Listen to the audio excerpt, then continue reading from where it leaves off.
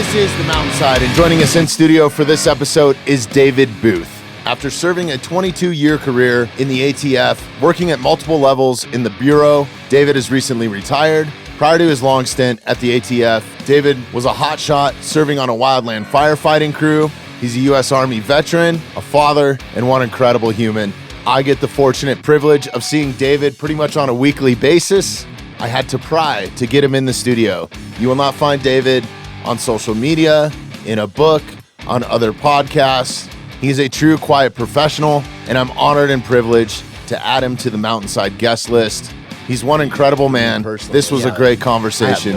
Enjoy the episode. Any of my little stresses are not problems. Similar. So. I'm in the same boat. Yeah.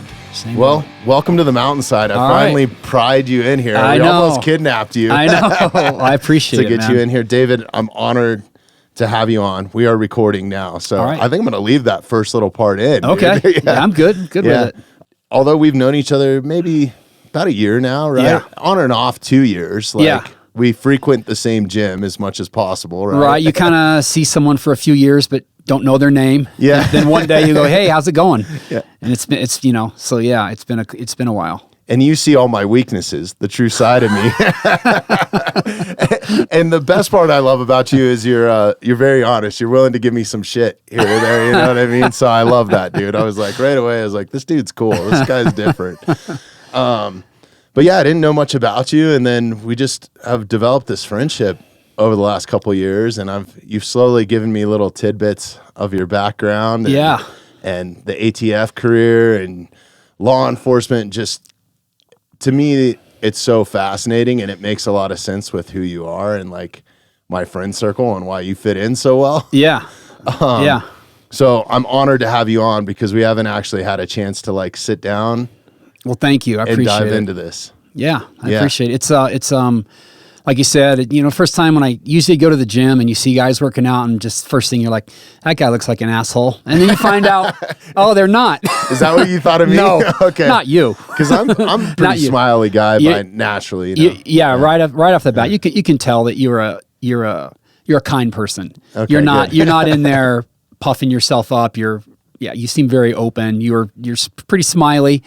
Yeah. Pretty happy seeming guy. So I'm going to imagine there's not a lot of people who don't like you. There's a few out there, but fuck those people. I know. If you don't like me, it's like you're not worth my time. Yeah. So it's kind of how I feel. Like if you don't like some of my friends, like my closest friends, it's like, what's the point? Yeah, what's the point? I know. So I know. And a lot of times it comes down to ego, right? Like there's so much. Yeah. And what I found are the guys that kind of have those egos are the guys that are like self-conscious, or they don't have that confidence that like some other people do. So they got to tell you what they know and what they do. Right. Right. And on that note, let me tell you about myself. That's awesome, man. I can't wait to have you in the hot seat. This is rad. I invited you maybe, I don't know, 6 or 8 months ago or something. And you finally said the other day, I kind of want to do it now. Yeah. You said something to me about this is something that your kids could look at, and I was like, oh man, that's the hook. That's what got me. It's like I may not even tell them about this for a long time, and then I might write it down somewhere in case something happens to me, and then they get to maybe they can have a look where sometimes you tell people that aren't your kids, you might open up more to them because you don't want to scare your kids or be worried that they're going to think less of you. So, but it's easier to talk to someone who's not them, and then they get to have maybe an honest look, at a little bit of my life.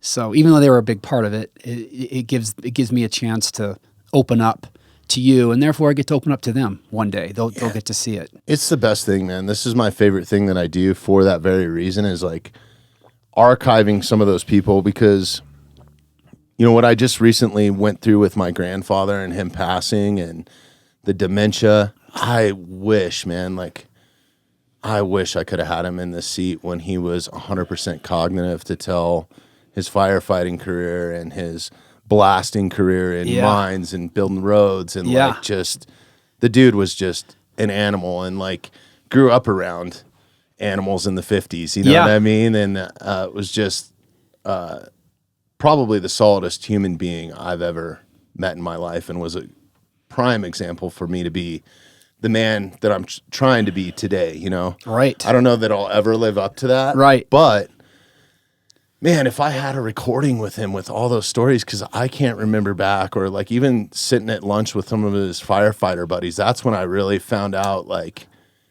he was the quiet professional, you know? He would never tell you about all the lives that he saved, or the guys that he pulled out of, you know, car wrecks, or saved other firefighters' lives, or, you know, it's pretty remarkable what the guy did. And I'm sure I only know like a very small fraction of it, you know? At least you got to do that though. You know, you got to see a little bit, and you know, same situation. He's with his friends and buddies talking, and almost like you're not there, then you get to hear, right. He'll open up to them maybe quicker than he would to you.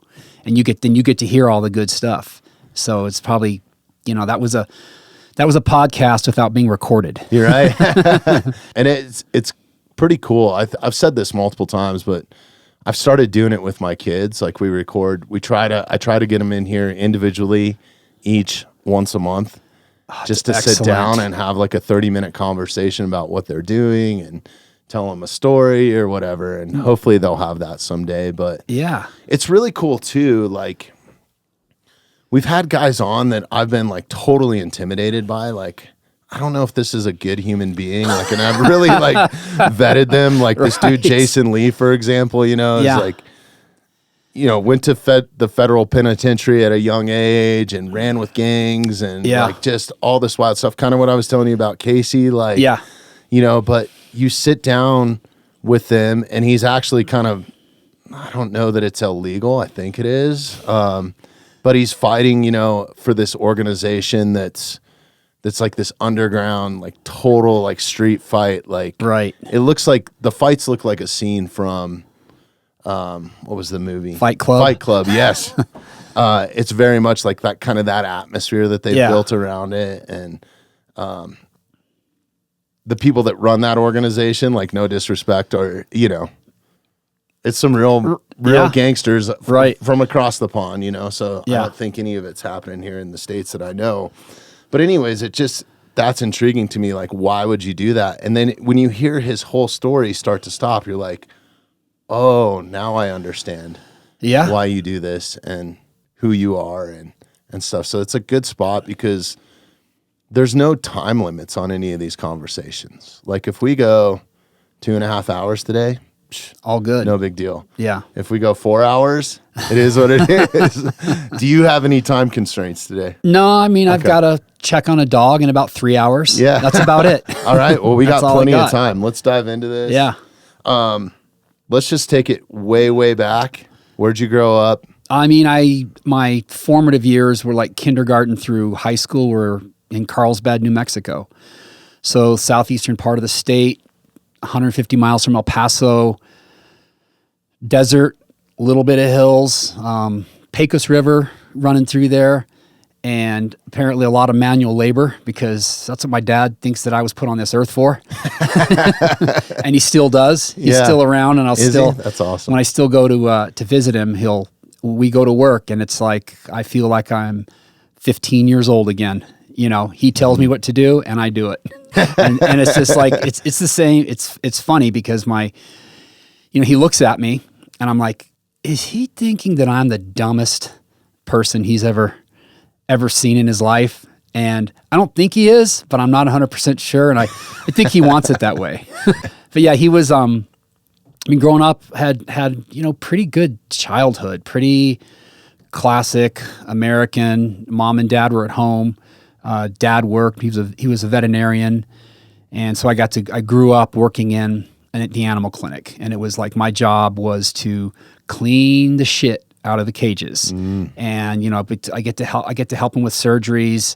He would I would hand him stuff or help hold the dogs. I know how to hold the dog's arm, or to roll the vein over so they could put a tranquilizer or sedate them. So it was kind of cool, and you get to see.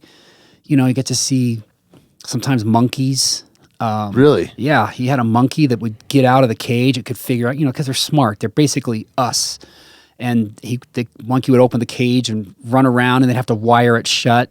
But I get to see snakes. People that have snakes feed them live, mice and rats. And one time the rat was like, "No, I'm not having any of this," and attacked the snake and tore it up.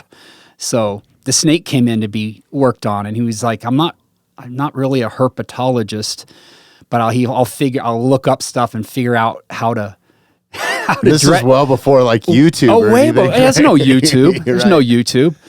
And but just very, very interesting. That's I don't know if that's where my love of animals comes from, but it was really kind of cool. Sometimes in the middle of the night we'd go to have emergencies. He'd take me or one of my brothers with him. At 12 o'clock at night because of an emergency, and he needs he's got to have a hand. He's got to have somebody helping him. So we would go. It was great. It was pretty interesting to see. But I knew I wasn't smart enough to make it through vet school or med school. But I enjoyed it. I really enjoyed it. But he was, again, mom was at home. Dad played a ton of sports. He was exceptionally gifted. He was a really good athlete. I was when fast pitch softball ruled in America, which I don't think it exists anymore. It's all slow pitch. I mean, there's probably some men's league somewhere that plays fast pitch, but it's all slow pitch. It's a hitter's game.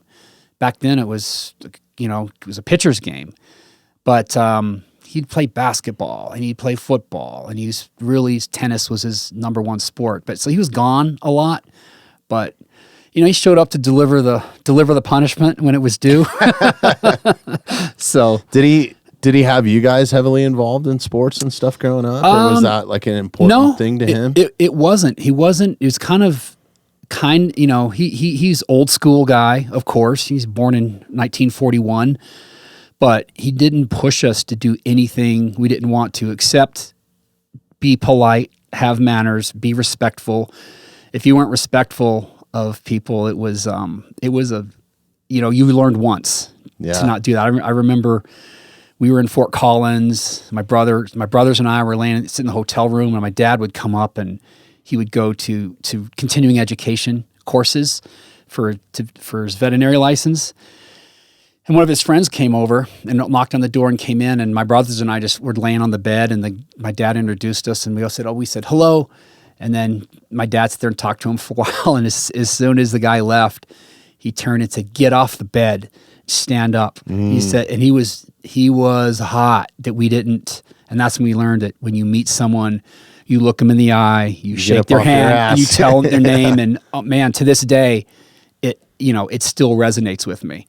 So when I see people and you meet them and they don't look you and they turn their head and they don't look at you, I'm like, what's wrong with you? Or give you it's all that upbringing. How old's your dad? 87? He just turned 85 last month.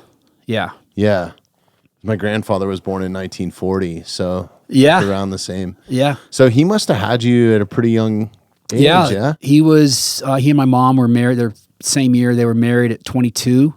And started, and they had the first baby, and then I'm 18 months after that, and then 18 months after that. So all three boys pretty close together. It's such a different era back then, like just people I think had kids a lot younger and started families a lot younger, and your life expectancy was, their dads and stuff were dying in their 70s, and I know it's pretty fascinating now because I have friends of mine, like we were just talking about them a few minutes ago, that haven't started having kids until they're like in their 40s. I didn't start until I was in my 30s. You know, so yeah.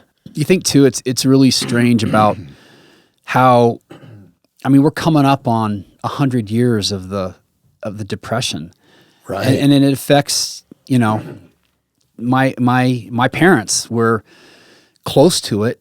It was over when they were born, but their parents lived through it, and then that's like clean your plate because you don't know when the next meal's coming from. And now we don't do that because there's an abundance of food in this country for the most part. And they're overserved, man. Like the portions are insane. I know. But it was, it's an insult to the mom if you don't clean the plate. Yeah. And the dad enforced that you did, whether you wanted it or not. And now it's like, whether you wanted chickpeas or green beans or not. And right? I didn't, but I ate them. But now like your kids and my kids were raised a little differently. And I think it's better, but it's definitely kinder and gentler. There was I was paddled incessantly growing up. It was like we were lined up on the wall, like the police were frisking us, and it was everybody got theirs, and I never raised a hand, on my kids, and you don't have to, I thought you did, but my wife at the time, God bless her, said you don't have to hit kids to teach them lessons, and she's right. You don't, and I'm not, I don't think it hurt me, but I mean, to this day, I don't like being hit. No, hell no. I don't like it. So, yeah, I don't know. I didn't grow up in like a traditional family, I guess, right? So like the beatings I got were like real men beatings. Yeah. Like you got fists. Oh yeah. Yeah. It was like full on like punches, like I was in a bar fight almost or something. So I just learned to, I guess, kind of avoid it, but I guess that's not true. My grandfather whipped out his belt one time because I had done something completely stupid and deserving, Of course. But I think he was the type of man that I think it hurt him just as much as it hurt me to do that. But it's just a different time, man. Like, I agree with you 100%. You don't have to do that. Yeah. I don't think it hurt my dad to hit us. I think he was a problem child himself and did not have any supervision. And he was standing in front of a judge getting ready to go to boys jail or out of state to a private college, that his mom got him into, and he turned his life around immediately. Like one moment he was bad, and then he knew what was going to happen if he kept doing that. And it was just like, it was that fast, and he switched, and everything was, I don't want to say smooth sailing, but he knew what he wanted to do from that point on. But I think he wanted to make sure, every time we screwed up, he probably saw that, he saw that he knew we could be going down that path maybe, and he was just like not going to have it, So right. he was stamping it out early. As a young man, I always had like a side hustle going or like some sort of something I wasn't supposed to be doing, right? But that was just the environment that I felt I had to grow up in, and without kind of that father figure being at home all the time, I got away with a lot of shit, but yeah, it's so funny now because with my kids, they don't have any of those tendencies. Like I'm trying to talk them into like, hey, let's go to the golf course, dude. You can do school later. You know what I mean? Or, those sort of things. And they're just so lined out. I know. On everything. It's like, but we've done that all with love and just kind of lead by example. Like, no, you get your stuff done. And I think a little bit of hardship, a little bit of controversy is good for you because, you don't want your kids the first time they have to do something hard is at their the first job interview they ever have. Right. Or the first time they get any confrontation with someone at work or something like that, and they have no idea and they're looking for mom or dad to come save them.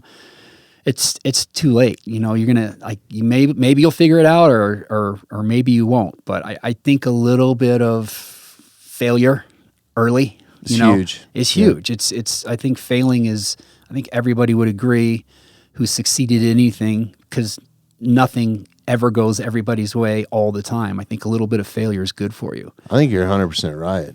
I mean, that's honestly why we've invested so much time in our kids pursuing sports or dance, like being on stage for my daughters, and that humility. And then man, I thought I might have had to kill a couple Russians a few years ago because they slapped my daughter on her thighs and stuff. You know what I mean? And I was like, this is not cool. And then my wife explained to me, she's just like, this is just kind of the ballet training thing. Like, they're letting her know her form. Like, I mean, she wasn't bruised or anything, but I was like, the moment that she told me that, Dude, bright red. I was ready to. Yeah.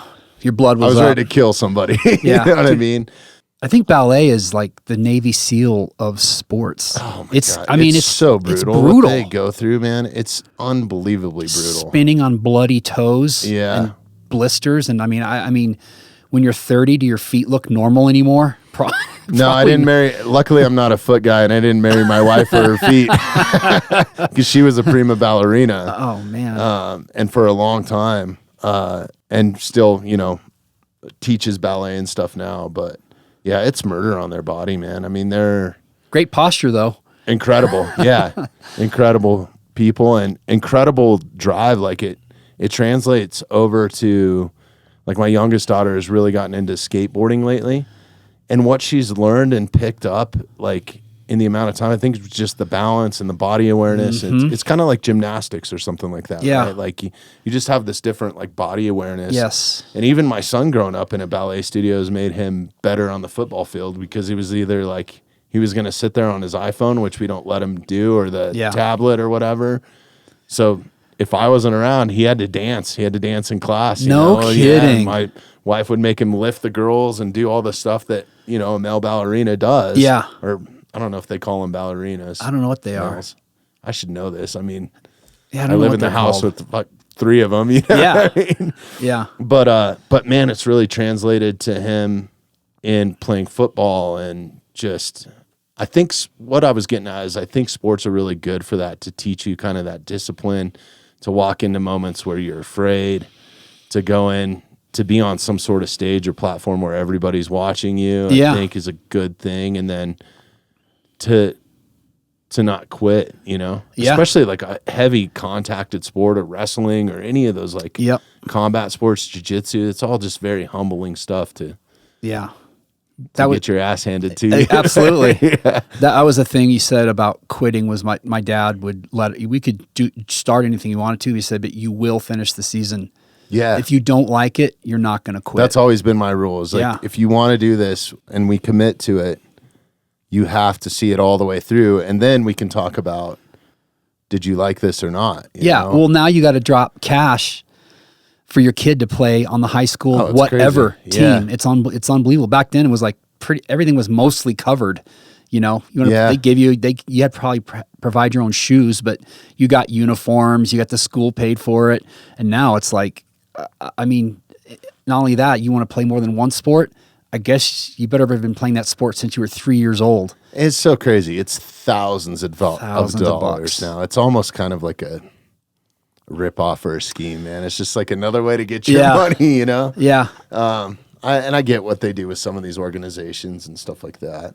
Honestly, when they kind of get to the higher level and they're that good of an athlete, like my son, like everything was provided for his last football team, and it was like donated practice. Like I spent maybe $150 for the registration. And you got off maybe bought him some cleats or something, but like full on, they wanted him to have matching helmets and like I think we provided our own shoulder pads and stuff like that. But other than that, man, it was like, and the level of coaching that he got, it was incredible, and all the free camps, and it was just like they just were building like a badass little team, and they ended up winning a championship, and it was a really cool process to be a part of. But so growing up with your siblings, were they older or younger? So I'm a middle child, older brother, younger brother. I'm in the middle.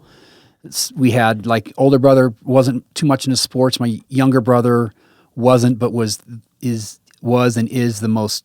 He inherited whatever my dad had, because he was born like he's a gymnast. He can dance. He's a gymnast. He could do, well into his 40s and maybe hitting 50. He could do a standing backflip. He can walk on his hands all day long. He's just, but he didn't like sports. He liked doing gymnastics and stuff. He wasn't super competitive, but he was just, the stuff he could do, I would wished that I had that talent. So, but I played baseball, a lot of baseball. I wrestled. I was in the band. I ran cross country because I was a little kid. When I was in 10th grade, in New Mexico back then, you get your license at age 15. And I have my license. It's all warped and everything, but I was 5'4", 110 pounds. Really? In the 10th grade. And then barely crept up by my senior year, but I didn't stop till I was 21. So I wasn't going to play football. I would have been killed. I'd be a child playing against grown men. It wasn't in the cards for me. But it was funny because like in the 6th or 7th grade, there was guys that were fully grown. And now, I'm way bigger than they are. So I'm like, that's not fair. You're not a small dude. How tall are you? Like 6'3"? I'm 6'1". Yeah. I'm 6'1". But I'm just like, why couldn't I have been this big when I was in high school? Dude, and you're an athlete yourself, man. Like, you are in phenomenal shape. Well, like, thank you. You're one of the guys I notice in the gym. I'm just like, God, I hope when I'm David's age that I'm like at least in that good of shape. Like, you're in better shape than I am right now at 40, whatever, right? Like, just overall health-wise, man, I just don't want to. I'm just not going to quit. Yeah. I can tell you later, but I just, I had a terrible accident a few years ago, and I think my shape helped me survive it, and from that point on, I was like, I'm going to get stronger in case this happens again.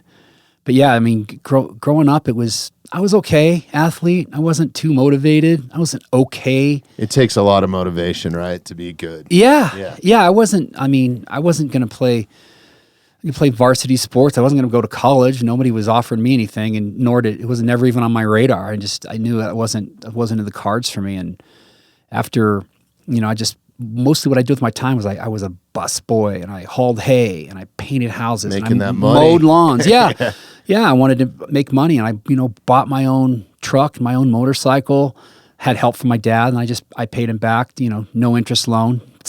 But it's just, I liked working. I liked having my own money. I think that was really a great lesson from an early age, and my dad was really good with money, and he, taught or tried to teach all of us how to be good with money. And I think it paid off. It's one of the, I didn't really think about it till just right now, but I do have to thank him for that.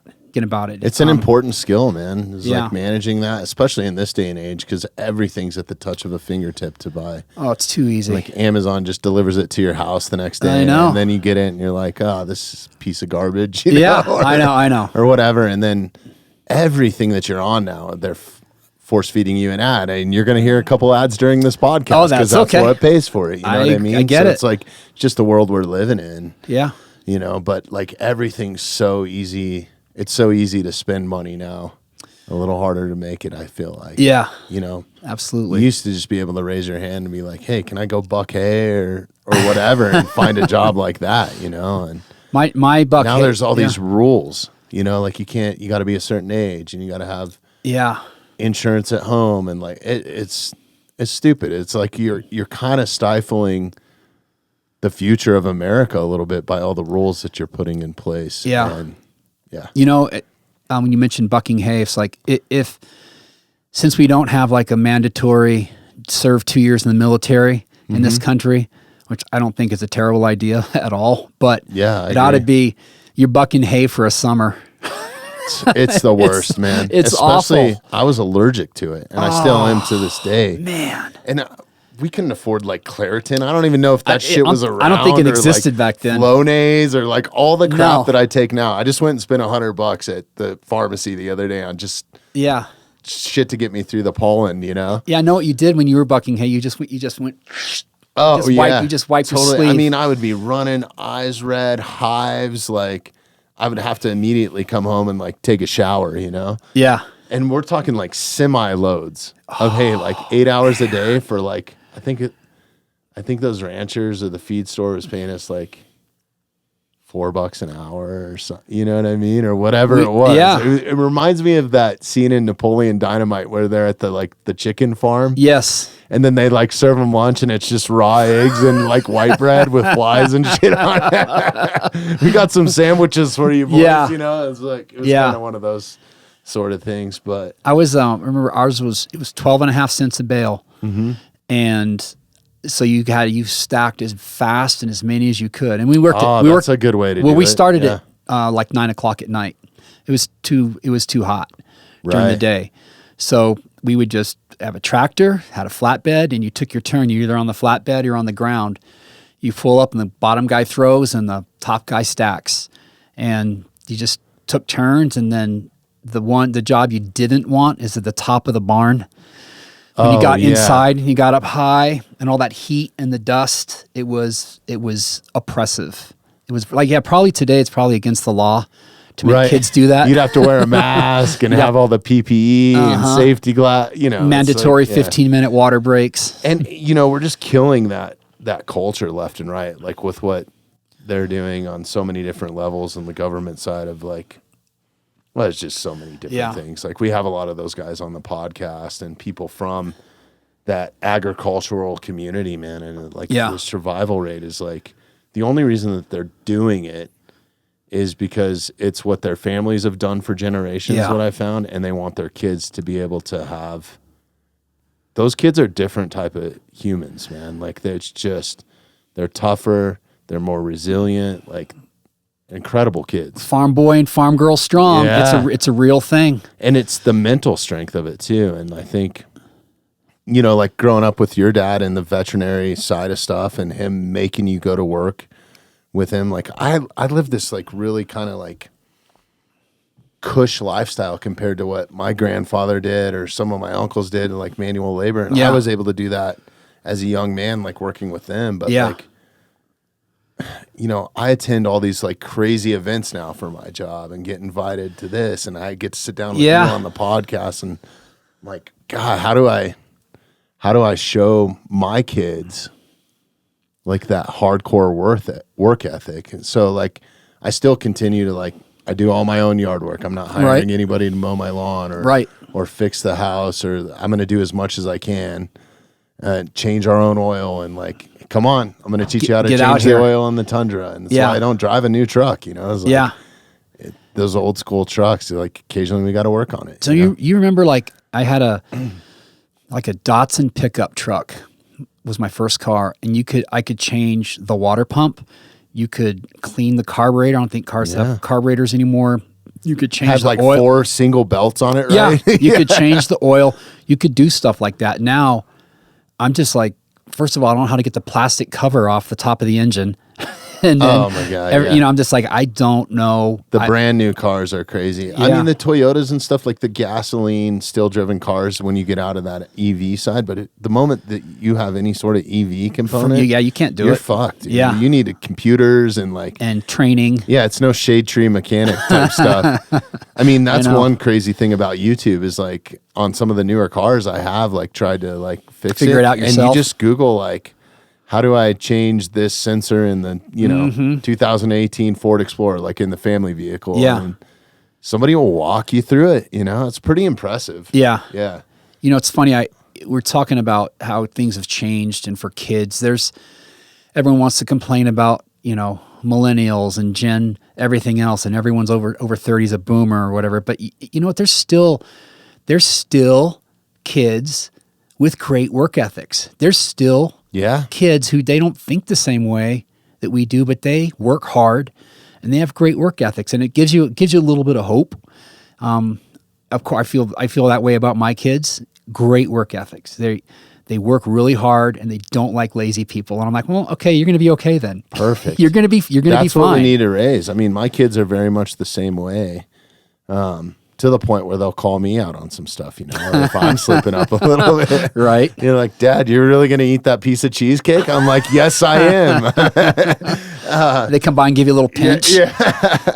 Yeah, no, I love it. But I've raised them that way.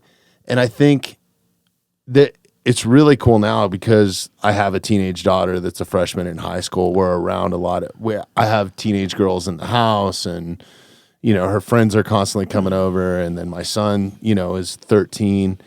And there's this new kind of trend going on where they're realizing and they're being influenced by podcasters, maybe me, probably not, probably more like your Joe Rogans or the Sean Ryans. Right. And it really gives them a glimpse into other people's lives and maybe what they've went through and some of their adversity and some good guys to look up to. My son looks up to, he's actually, some personal friends of mine have started their own YouTube channel. Mm-hmm. and all they do is work out and teach tactics. Really? Like on the range and stuff. Yeah. And they go to Blackwater. It's GBRS group. It's DJ Shipley, Joey Hanna, and God, I'm drawing a blank right now. Anthony. There's a few guys involved with it, and their whole thing is just they show their workouts at the gym. A lot of it's like super attainable stuff for the average guy because they're all guys our age, that are former operators or whatever, but that's their daily discipline, and then they're showing they're nerds about firearms and firearm safety and all this sort of stuff, and just these incredible dudes to follow, and they're fun to follow, So I turned my son on to him, and then taking him to the shooting range and stuff like that. He enjoys the nerdery of being on the range, and being able to change a magazine fast and like those. It's fun stuff, right? Like it doesn't have to be like to kill you. Just the tactic side of it. It's almost like a sport. It is. Oh, it is a sport. Yeah, I mean they've made shooting competitions with tactics. Yeah, there it is a sport. We've had a few athletes on too from like the tactical games. Have you checked out any of that? I haven't. Really cool stuff, man. A lot of females are just like crushing at it. We had this incredible athlete in Katie Knight. She's like a CrossFit athlete and no military background or anything, but like she competes in this. It's called the Tactical Games. So they do everything in a weighted vest. There's a long gun, a pistol, but they're doing it at elevated heart rate. So they might have to farmer carry or drag a dummy, 200 yards and then get on target. Training in there. Yeah, it is. Get on target, and a lot of them there's different shooting positions. Yep. It's cool. It's cool stuff. And some of it involves, like a shoot house scenario or clearing a room or like all the cool stuff that you guys get to do, or have done. Yeah. But yeah, it has really turned into a sport. So, but anyways, like having those good role models. And to take it back to the phone thing, they're realizing and they're calling each other out. I see that, like, get off your phone, like we're hanging out. Good kids. Or they put their phones on like a do not disturb mode so they don't have it. And minimalists with it, like they're not on Instagram. They're not on. There's these self-governing timers now that you can put on your phone to allow you to only be on apps for a certain amount of time. Like they're super aware of it. To the point, there's a couple of them that only have flip phones because they don't want like all the distraction. Right. It's kind of cool. That is really cool. I didn't know that kids would do that. It's just like, I mean, can you imagine how many road trips across the country you took where it was just like I spy with my little eye, or I see something green. It's just like if you had a DVD player or a player in your car. As a kid, you would be on it too. If you had that phone, you would be on. We'd all be on it because it's way more interesting just sitting in the car and staring out the window. Unless you had like think about how much you miss. Like my kids are guilty of it because when we are in the car, I do let them have their phones or whatever. And of course, I do the same thing when I'm standing in line to get on a plane. I'm like, I'm going to check up on my buddies. Right. But then I'm also not aware of what's going on around me or what I'm missing, or like maybe one of my friends walks by while I'm in line, you don't even see him. Right. The worst part about it for me, and it just makes me cringe, is, having young kids and like you go into a doctor's office or some sort of waiting area where you got to wait to see whatever the specialist is, or you're waiting to get shoes, and there'll be a kid sitting there with nothing. And the parent is on their phone and just locked in to their phone, and their kid's just sitting there like, restaurants. What do I do? Yeah. Everyone in the family at the is looking at their phone. You go to a bar nowadays, because I occasionally will eat dinner at a bar, and I'm very good about like just my phone stays in my pocket or stays face down on the table if I do need it. Yeah. Especially if I'm at dinner with friends. Like, I want to give 100% of my devotion to them, and I'm conscious of that. But even some of my friends at the dinner table, where you'll see a couple sitting at the bar with each other, and they're both just on their phones in their own two little separate worlds. They're giving you the and then they're not listening to you. Yeah, or each other. Yeah, it wasn't so bad not having it growing up. It was like it was great. It was fine, and you're could memorize 30 phone numbers. Now I can't remember one. Yeah, I don't know anybody's phone number. Same way. But it's just like it was. You think back, and I'm sure that kids today think like when I think about, like my dad was alive when there wasn't television, So now these kids today are like, well, my dad didn't have a cell phone, an iPhone, no smartphone, no, nothing like that, no streaming, 3 channels. But it was fine. It was fine. It forced me to go 3 miles through the woods to my friend's house or meet up in a national forest and build something. Or, growing up without a lot of money, we were turning, sticks were guns and pine cones were grenades, dude. And we were at war. And how we didn't get abducted 50 times over because it was 8 miles from home, gone for 6 hours. And growing up right here, we could beat a Red Rock. So we would lie to our parents and ride our BMX bikes down Bear Creek Canyon. How'd you get back up? Hitchhike. Oh, okay. I was like, you didn't ride back. With drunk people going to the Little Bear and stuff, and they'd throw us in the back of their truck or whatever. And luckily, we never got molested or kidnapped or beaten up or, well, that's not true. We did get beaten up a few times, but But those were always the high school kids coming back from a party or something. Course. Of course. They're going to abuse us, Of course. But yeah, it just different times, Yeah. And it was crazy because I don't think I was really expected to be home until like dark. It was kind of like you need to leave the house, Ours was dark. You got to be home at dark or we were in trouble. So they were thinking about us for sure. At least when it started getting dark. Right. Yeah. Yeah. And then parenting today is like I'm out with some of our friends or you're at a soccer game or whatever. And it's like, the helicopter parenting thing too is crazy, where it's like, oh, don't jump off this 2-foot retaining wall. You might sprain your ankle. Or skin your knee. Dude, let him rip it. Let him go. Yeah. Let him go. That's what I've been doing with my daughter at the skate park. Like I have to catch myself sometimes. Yeah. She's like, Dad, I want to try the half pipe. And I'm like, okay, go ahead. Yeah. We're going to fail. We might be going to the emergency room, but I'm pretty sure you have a pad on your elbow, this elbow, a helmet. Can you smile? Because I want to see your teeth one last time. I just want to remember what they look like. Right. Yeah.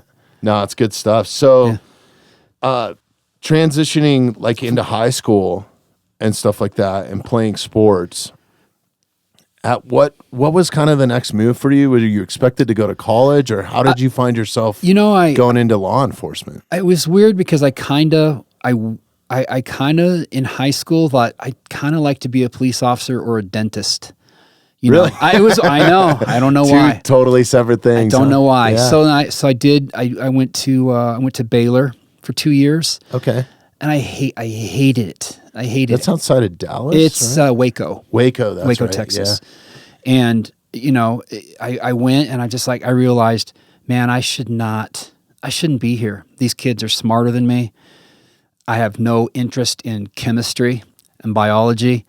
All really important things to be if you want to be a dentist. And I was just like, I don't like this at all. I mean, weirdly enough, the most interest, because Baylor's a big Baptist school. Mm-hmm. The two most interesting classes I had were Old Testament and New Testament. Seriously, it was because the teacher was excellent and it was fascinating the way he taught, and I really tried in those two classes. The other ones, not so much. So after 2 years, I just told my parents, I was like, I can't do this. I don't want to do this. I don't know what I'm going to do. So I left, and then a buddy of mine moved to California and just started working. I worked in a printing shop. Okay. And he worked construction. So when you chose Baylor, I'm sorry, I don't mean to interrupt you, but this is always kind of fascinating when people choose like a religious school to go to. Did you grow up in a Baptist household? I did not. I did not. I had no idea that it was a Baptist school. But man, really? I found out when I got there. Yeah. Those Baptist churches are crazy too. I mean, I urge people to just go to one down south, man. Like when you get in that Bible Belt area, and if you want to see some like entertainment, man, like I didn't know, and that's no disrespect. No. It's just a different level of church religion. Like I didn't know what the Bible Belt was. I didn't know what a dry county was. Texas is too. I didn't know. And I got there and don't break the law. No, and we're singing songs. And do you know who Amy Grant is? Yeah, she's singing. She's there. Really? Singing. Yeah, it's Baylor. That's crazy. That's a big school, and they had lots of money. And I was so caught off guard by the Baptist element, and everything. Not all the teachers, but there was a religious comment or something, in all the classes. Mm-hmm. Not all of them, but it was just I couldn't. It was so new to me. But, then after a while, it's just like I just didn't. I didn't really care to begin with. It's just kind of shock value. Right. But then I was just like, it's fine. People are people, and you want to go to church. Were you like? Can I ask a personal question? Yeah. Were you like accepting of it, or like did you drink the Kool-Aid? No, I didn't. I was accepting, but I didn't drink the Kool-Aid because mm-hmm. I had no desire to be in a fraternity. I had no desire to.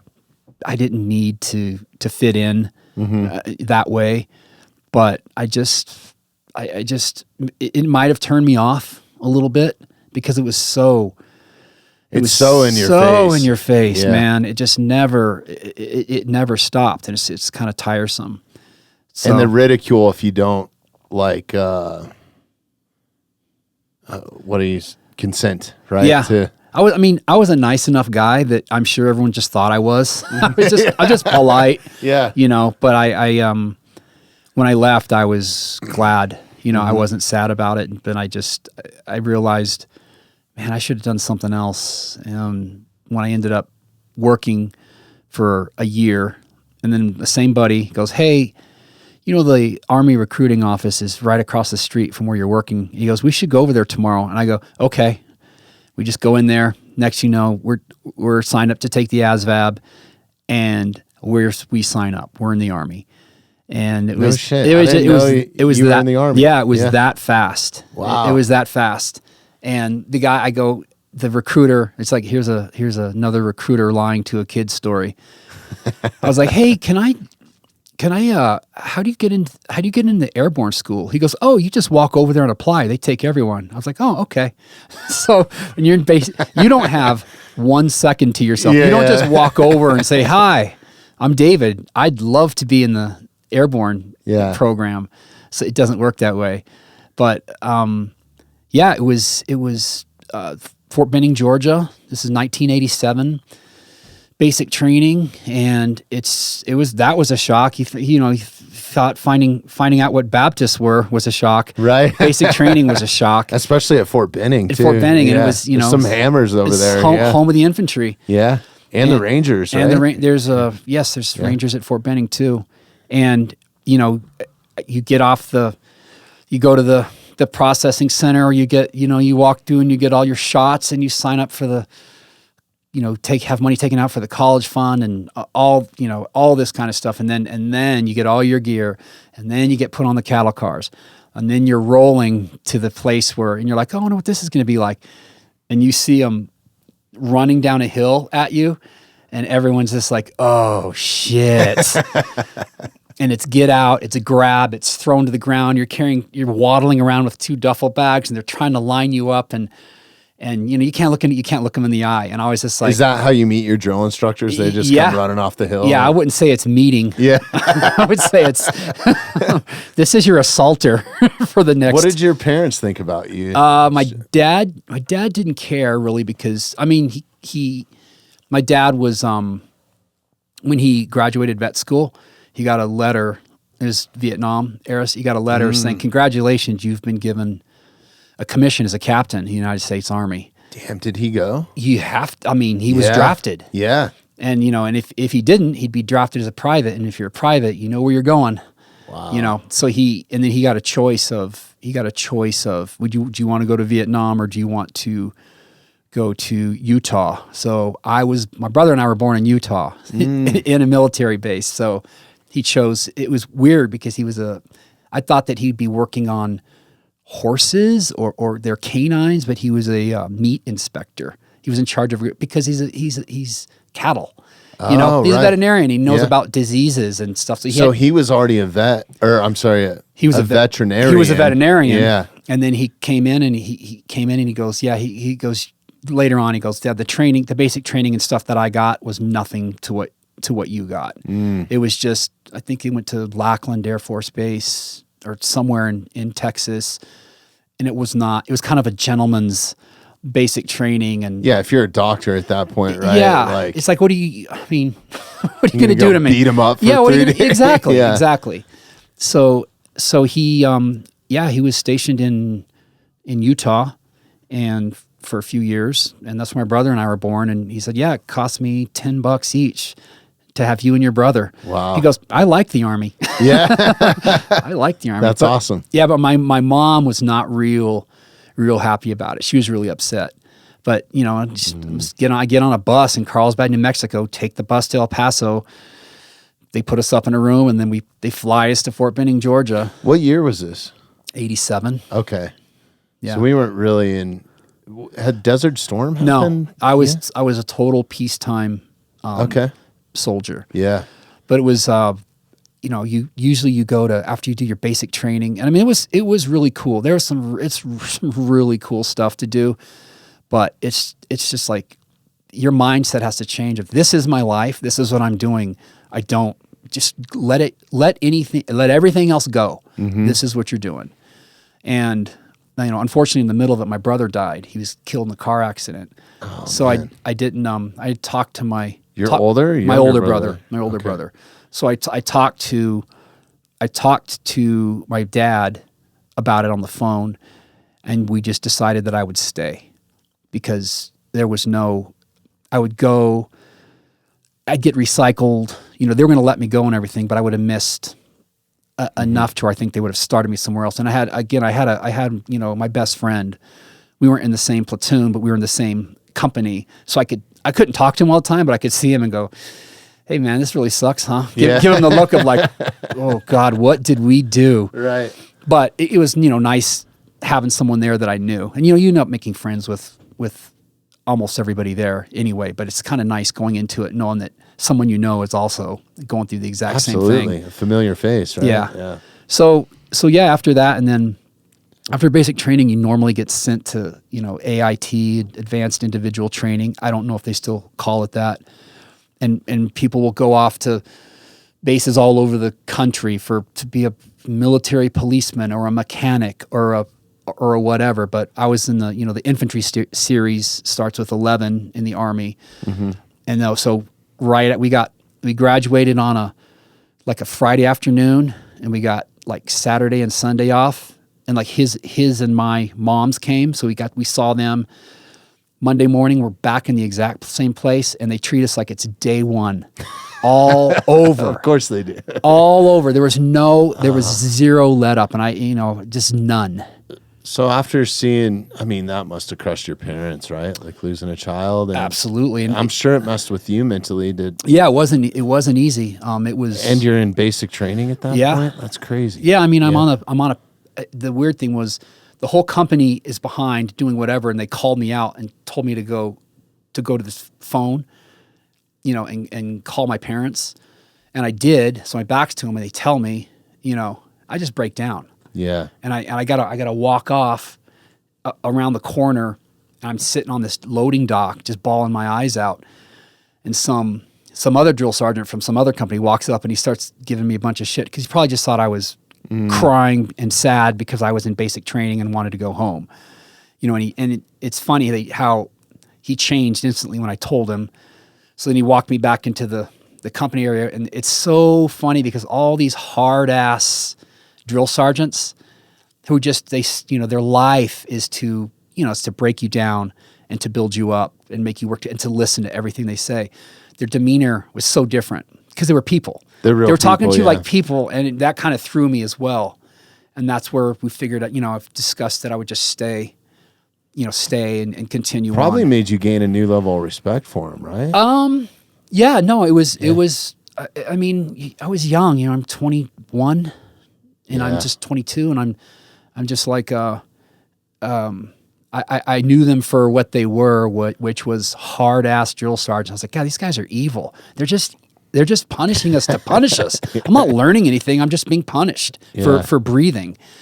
But they were normal people, you know. So, but then once I got back in the thing, well, they can't. Yeah, when you're in front of everybody else. Yeah, right? yeah, they can't. You know, they can't be nice to me, and they shouldn't be. You know, if I decided to stay, so I'm back in with everybody else. Yeah. So we go through that basic training. We start over. Now it's 11 Bravo. It's just infantry, all infantry training. And it's, you know, it's more mud and more running and more shooting and grenades and tactics. And I mean, it was pretty cool. And, you know, I liked it. And so then, but halfway through that, I'm like, okay, I get to go be an 11 Bravo somewhere for some, maybe like 10th Mountain or some. I want to be something like that. And so then, you were looking at the operational side. Well, that's what I wanted. That's why I went in. Yeah. I was like, I didn't want to be. I went in. I didn't want to be anything else. I just wanted to do that. And then they go, hey, you're going to 11 Mike School. And I'm like, what's that? It's Bradley. So I'm like, damn it, I didn't want to be on a tank, and a Bradley's not a tank. It like replaced the old, you'll see them in Vietnam, the rectangular box APCs. Yeah. And they're driven with the sticks, but the Bradley was a beefed up APC that had a 25 millimeter chain gun on it that shot like single shot or high rate or middle rate, and it has a tow missile, and it has a 7.62 machine gun on it, and it has a big area in the back for people. Fucking badass. Yeah, it is. It's pretty cool. That and the Abrams are like workhorses, right? Well, the Abrams is the workhorse. The Abram is the. Does the Army have the Abrams, or is it only Marines? No, the Army has Abrams. Yeah. And I think the Bradleys are still in. I'm pretty sure that I think they're still out there. Yeah. But it was funny, like, so you go, and then you go to this 3-week school, and you get there, and they start all over on you. And I'm like, man. And so like they made me, because I had some college time, so I was an E3, I was a PFC, so they made me a squad leader, and you know, my job was cleaning and waxing the fucking hallway of our barracks. And on the edges is like years and years of wax that's just built up. It's built up. You can't clean it. It's just crap from 10 years ago is still in the floor. Wow. So one time he wanted to, the guy was like telling me that he called me into the office with the squad and saying that, like, I can't handle the job and I shouldn't be in charge. And he said, do you want to be in charge? And I said, no, Sergeant, I do not. He said, well, wait a minute. So he kept me. He was like, I didn't. I was like, I can't clean the floor. I didn't ask for this. Yeah. I can't clean the floor. Clearly it's not possible. So, but I stayed doing that. And then, you know, I ended up going to Fort Hood, Texas. I don't know if they call it Fort Hood anymore, but it's in Killeen, Texas. So kind of back near Waco again, but different circumstances. And it was, you know, the unit was just it was a Bradley unit. There's Bradleys. So you had to do infantry stuff. And then I became a driver, then I became a gunner, and we were out in the field all the time. And gunnery was fun because they got a huge live range there in Texas, dude, right? Like Fort Hood, Texas is massive. Yeah. It's massive. Yeah, they have to put the ranges way away from the town so that errant 25 millimeter rounds don't land and clean into the back of a laundromat. Yeah. So, but yeah, it was hard, but it was, you know, hot. It was either really hot, really cold. You ever hear of chiggers? No. They're little bugs that get up, where your clothes bind against you. They get in there and they start eating, and it's these red welts. Like eating your skin? Eating your skin. It leaves. So they're like some sort of tick or like a bed bug? Well, I've got ticks too. Yeah. And at Fort Hood, in places you don't want ticks. Right. You know, and so ticks. It was hot and humid, and it was freezing cold in the winter. We lived in Dallas for a little while. Like, I don't even think it was a year. About this beautiful house. And one night I was like, what the hell is going on? It wasn't raining out. It was just like springtime or something. Yeah. And we had this beetle hatch, and there were so many beetles flying into the light ambient from our windows that they would just fall in and die.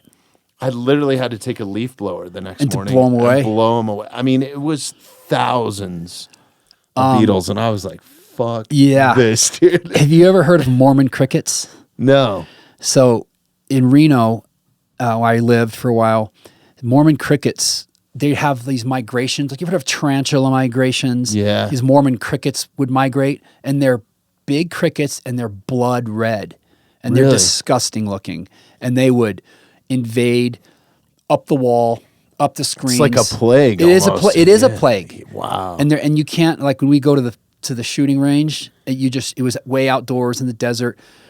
You can't walk without smashing Mormon crickets. So you've got bloody Mormon crickets that you step on, and they're just everywhere. You just crunch them. After a while, you kind of just ignore them. But they have a blood in them too. Then, they're red. They're red. If you look up a picture of a Mormon cricket, you'll be disgusted. But but Fort Hood was, I mean, I was only in the Army for 2 years. Mm-hmm. That's why I couldn't get airborne school, because I could have spent my whole, when I get to the unit, there's guys who'd been in the Army. They were like, oh, man, you were short the day you said I do, because they sign up for 4 years at a time, right? 6 years at a time, and so that was an option to just sign up for I don't two think and then be done. Yeah, I don't think it is anymore. I think it's a 4-year minimum now. I'm yeah, pretty sure it's 4-year blocks. Yeah. I mean, it costs a lot of money to train you and stuff. It's like, so, I got a year and a half left by the time I get to my unit. So I get it if they don't do that anymore. Mm-hmm. But I did. After that, I got out, and it's funny, when I was at Fort Benning, I had like an epiphany at 3:30 in the morning. I'm standing at my wall locker, trying to remember my combination.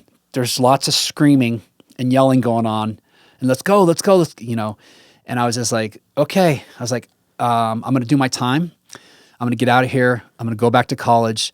I'm going to get a degree in criminal justice, and I'm going to become a police officer anywhere in America, anywhere.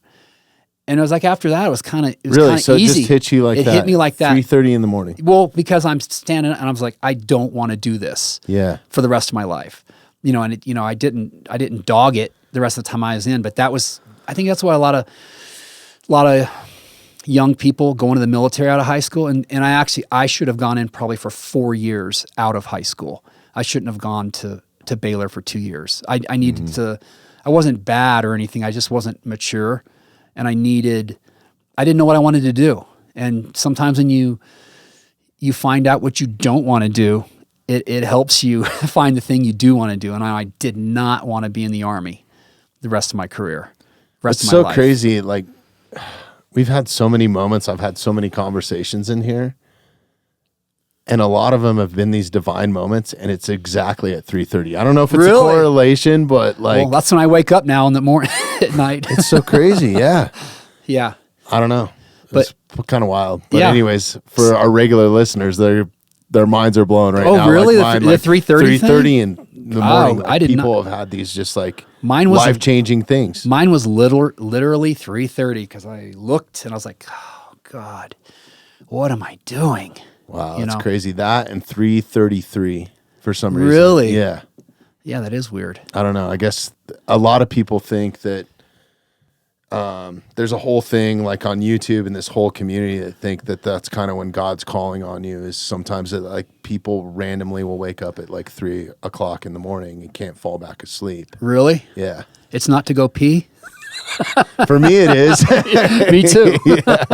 That's the first thing I do is, where's the toilet and my toothbrush, man? Like, I've had to make that a habit, Yeah. But yeah, I liked it. I got to go to Germany for a month. They had this exercise called Reforger.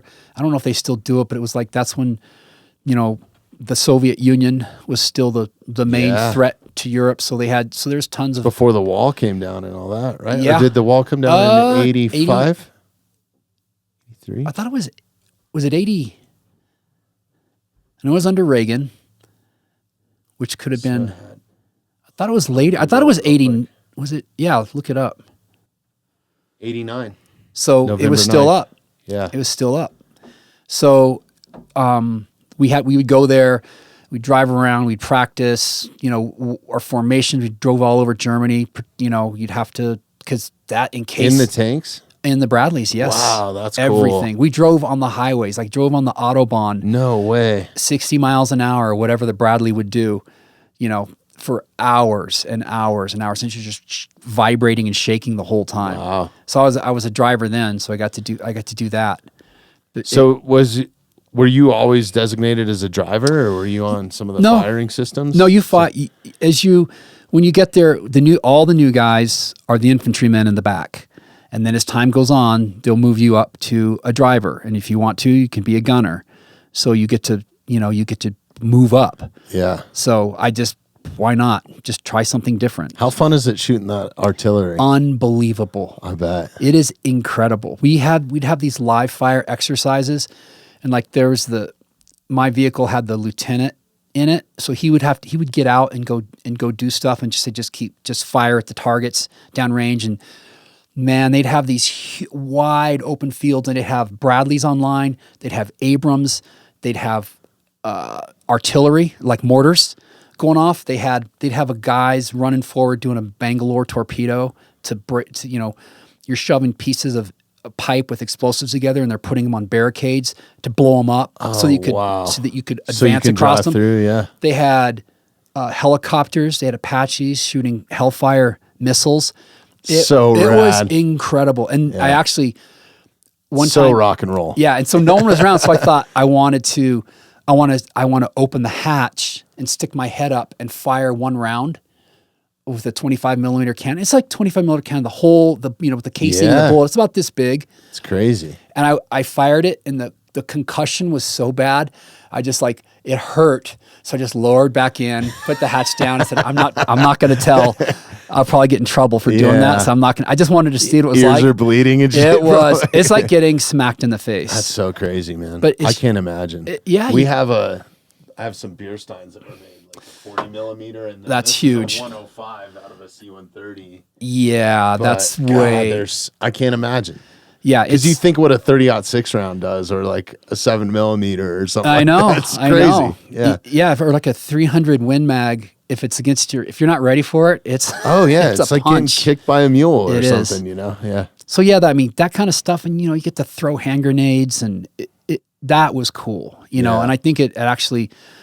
When I ended up working for ATF later in the years, I think my time in the military helped me understand what firearms were. And I could tell you, to this day, I can take apart an AR-15 and put it back together without having to think about it. Mm-hmm.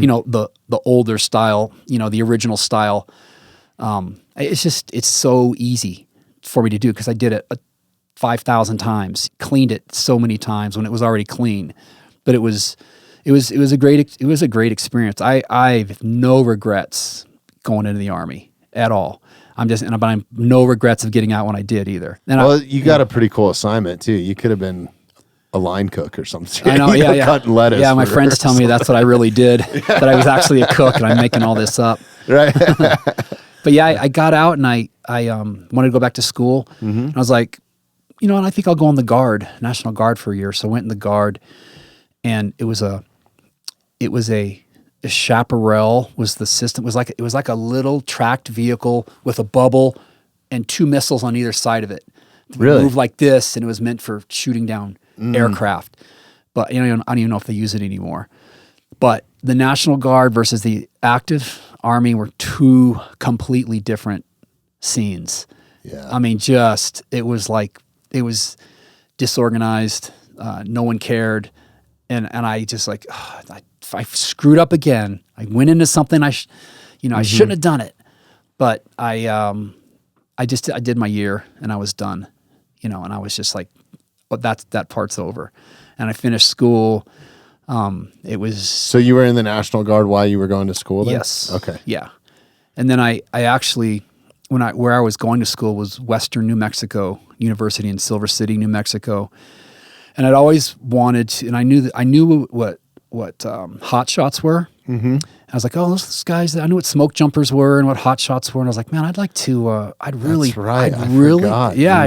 like to do that. So, as luck would have it, a guy in my class going through the same program was the superintendent of the hotshot crew. Shit. So I just said, hey, I didn't know how to approach him without being a weirdo. I said, I'd really like to try out for the Hotshots. And he was just like hesitant because you don't know, because he knows how those are close to you. And he did it his whole life. Yeah. He was 10 years older than me, and he'd been doing it. He'd been in the Forest Service forever, and he was on a hotshot crew in California. And so he knew how hard it was. He'd been on, 1,000 fires. So he tried out, and fortunately I was a good runner, and that was a big part of it, was running. And I got on. And I did it for 4 seasons. Really? I just started off with a Pulaski, which is a big, it's an axe on one end, and it's a big hoe on the other end, meant for hitting the ground. And I did that. Fireline? Building line. Wow. Yeah. It's like building line is also, it's code for trench digging, so that fire can't burn across it. So you got to dig down to mineral soil to where fire cannot burn. And that includes roots that could be going under, because a fire can smoke, creep, and come up through a root and come up to the other side and then reignite, especially when it's super dry and Were you guys back burning and doing all that sort of stuff? We did it with drip torches. We did it with things called fusees, which look like road flares. But yeah, it was everything. We would, if we weren't on a fire, we'd go into an area and clear it out and build slash piles, and then someone would come in the winter. Try and burn it when there's some snow on the ground, so you don't start. Dude, it is just hard work. My hat goes off to that community, man. And it's a community that is so underappreciated and overlooked, and I don't think people really know what. It's hard, man. There's some fucking badasses out there. I can tell you. I have a whole new level of respect for you. It was harder than anything I did in the military, and no disrespect to the military, because I wasn't a special forces guy, but on the hotshot crew, it was. I mean, I went through this in the Army. I went through this course, this air assault course, and it's all about sling loads, rappelling from helicopters and cliffs and the tower, and tying slings, a Swiss seat with a rope, and rappelling off that with a D-ring. And that's what I thought the Army was like. That's what on a fire. That's what the hotshot crew was like every single day you were on a fire. And sometimes when you weren't on a fire, you were building fence. You were making trails. You were, like I said, doing slash piles. You're digging. You're doing fence posts in the middle of solid rocks. You just get a massive digging bar. 5 guys stand around and you go until you're exhausted, and you pass it off. Chip, and then back in, because that's where the fence has to be, because this is forest property versus private property. Mm-hmm. But it was the most brutal job I've ever had. It was so hard, but it was the best job I ever had, bar none. But I knew. Best job because of the people, or the people, the activity. I like the challenge. I like being in the middle of, you fly in a helicopter and get dropped off in the middle of nowhere. And rad. And you start working, and you're in nature, man, and you're seeing nature at its like fury. Yeah, at its fury. Yeah. And we would like 9 times out of 10, we were right on the line. The fire, you build it right next to the line, so it goes out when you're done. Mm-hmm. You don't want to, there's certain circumstances, if the wind's blowing or whatever, you don't want to be that close to it, because it'll burn you up. But most of the time we were right on it. And it was just, I don't know. It was beautiful. The fires were raging. We went to Alaska, and you see these planes called ducks, and they come in and they're scooping water out of a lake on the fly. Which I got to imagine, how dangerous is that? Those pilots, like that whole community, whether you're a smoke jumper, hot shot, freaking, I don't care if you're a cook at one of those camps, dude. Like, I know. It's just a badass group of men and women that are underpaid, underappreciated, and just salt of the earth. Like every one of those people that I meet, they love it. Yeah, they love it. I loved that job. And I could see why. Like, I've been around a couple growing up here, and like closer than I should have been at some points, illegally. Right. And fire to me is just fascinating. Like Mother Nature in general. Yeah. It was I remember I was on a chainsaw I was a Sawyer for the last 2 years, and just cutting down massive trees, and sometimes the fog, the smoke and the haze would be so low, and like you're never supposed to. You can't see the top. You can't see the top. Fuck. You know, you got a helmet on, but it's not going to save you from a 300-pound. Yeah, no. And me and this other guy were cutting this tree down, and I was cutting it, and he's just looking up, hoping, and then we cut it, and we did something you're never supposed to do. He goes, just run, and you just turn your back to it, and we just ran, hoping. You don't do that because it could be falling right on you. Right on you, yeah. We're just hoping. You could be running right into the impact zone. Right in the line. You might as well just stand there and save your breath. But yeah, it was dangerous. I remember people getting burnt, people getting big rounds cut off, and they take off down a 55-degree slope hill, and it'll hit somebody, and we had to carry a guy out, and thank God our crew, because we were working above them, our crew didn't cause him to get hurt, but we carried him out, and the guys on the downhill side was a stretcher. Downhill side guys are like this, and uphill side guys are like, just about to touch the ground because it's so steep. It's so steep. It was just, I can't even explain how brutal that work is, because it's like you're out digging a ditch, for 8 hours straight. Okay, now you got a bunch of weight on your back, and it's really hot, and there's a lot of smoke in your face, and you're breathing it in, and there's just no end in sight. And you're sleeping on the ground. The ground.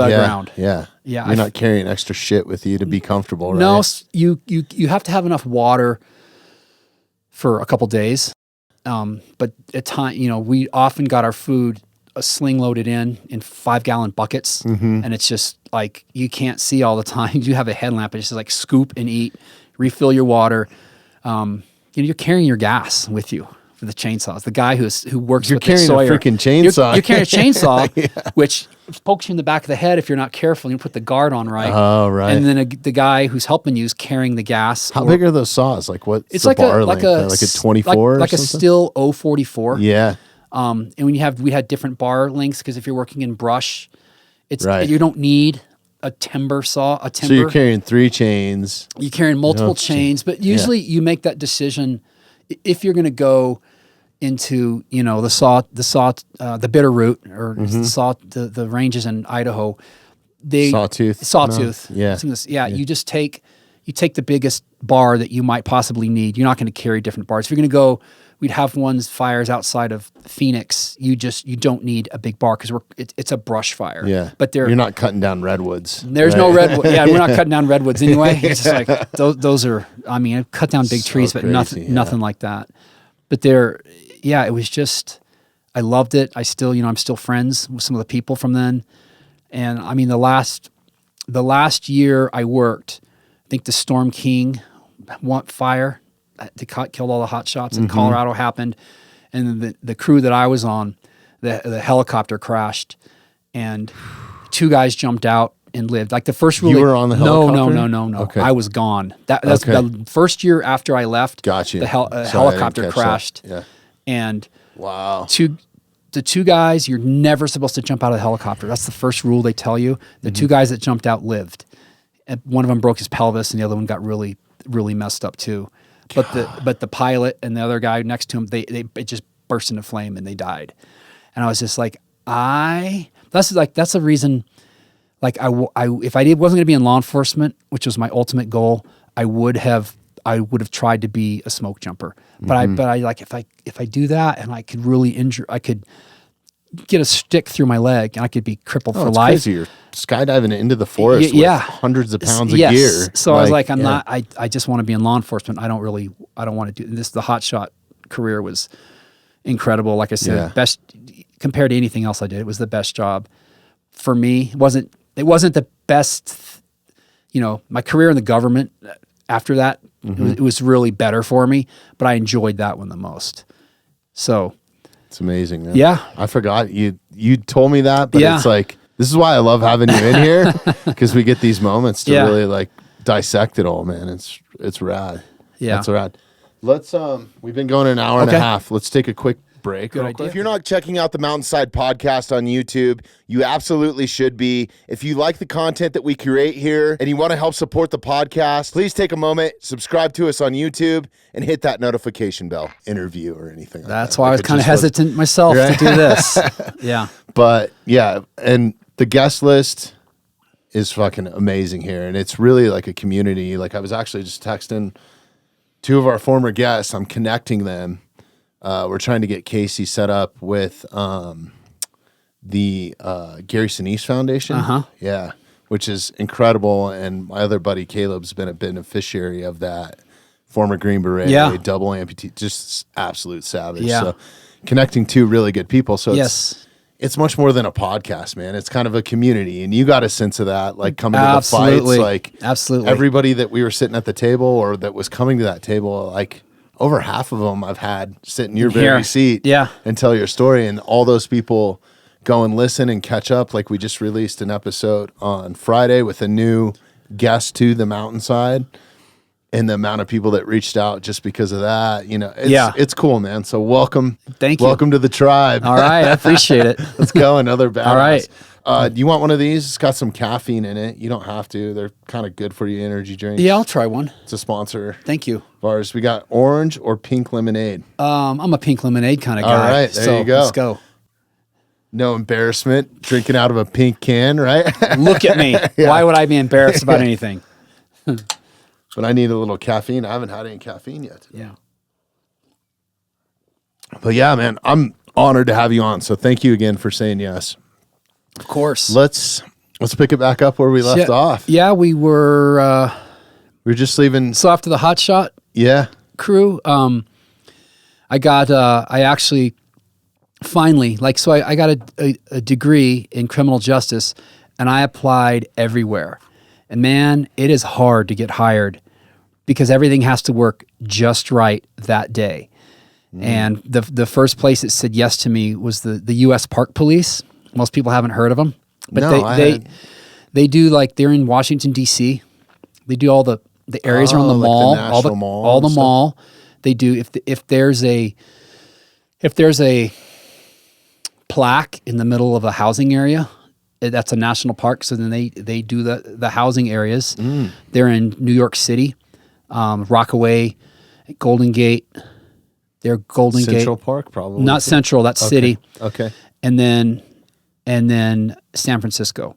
So the Presidio, Golden Gate. Dude, that is a beautiful park. Well, that's right. That's where I ended up being. I went in San Francisco. Really? Wow. So that's a good assignment. Yeah. So back then it was. Back then it was. Yeah. Now who cares? But that park is a city park. Ocean Beach, all along the coast around the Cliff House, around to the Presidio, along the beach all the way down to the marina, or Ghirardelli Square. That's national park property. And across the bridge in the Marin Headlands, all those mountains right across the Golden Gate Bridge. Yeah. That's park property also. And I actually lived there for several years. Wow. But it was just a beautiful spot. It was gorgeous. And it's just like, you're under, the park police are under the park rangers, but they aren't park rangers. And it's just like a city law enforcement area with park adjacent or in park type areas. And it was like, that's where I learned how to handcuff and how to arrest. And we use the San Francisco City Jail. And I just learned how to do, law enforcement. But after a while, I knew I wasn't going to be able to buy a house. So I did that I was there from. Yeah, that's a rough place to live. It's tough, if you're man. On a city wage, right? It's tough, man. Yeah. So my wife was like, hey, look, the ATF is hiring, and they're hiring in Reno, Nevada. So it was weird. The announcement I applied for was for Reno. So I got hired, and I went to night school to get a graduate degree because I wanted to stand out from all the other, idiots that were applying. So I started with ATF in 2000 and back to school. I'd done school, back to Georgia again, actually. So the Federal Law Enforcement Training Center is in Georgia. So I went there for the park police. I was there for the military training. So now I'm back for ATF training. And I've probably spent 2.5 years of my life in Georgia. Are U.S. Marshals there as well? Or? I think the U.S. Marshals are, like, everybody except like FBI and DEA are in Quantico. The Border Patrol has huge place in Charleston, South Carolina, and they also do Artesia, New Mexico, or they used to. I'm so old now and out of it. All that could be changed. So if anyone knows I'm wrong, I accept it, and I believe you that it's not. They'll let us know in the comments. Of course. But we won't read them. So. I think I have to have social media to be able to read that. So, but it's incredibly, like, ATF is just like, Bureau of Alcohol, Tobacco, Firearms and Explosives. Still ATF. They don't add the E on there. I don't know. Probably too many letters. But it's just when I was in Reno, it was we were in a general group, because there's groups that are specifically explosives, specifically, fire and explosives, specifically guns or drugs or whatever. But our group had to do everything. So we got everything. We got, people throwing Molotov cocktails at Jewish synagogues. Really? Mm-hmm.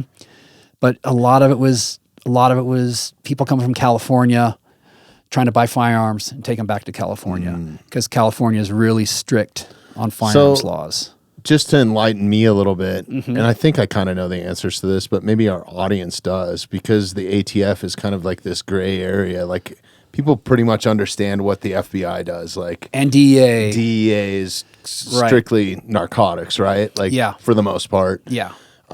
But there's a few entities, like the ATF does a lot, man. Like, it's a broad spectrum of law enforcement at a high level.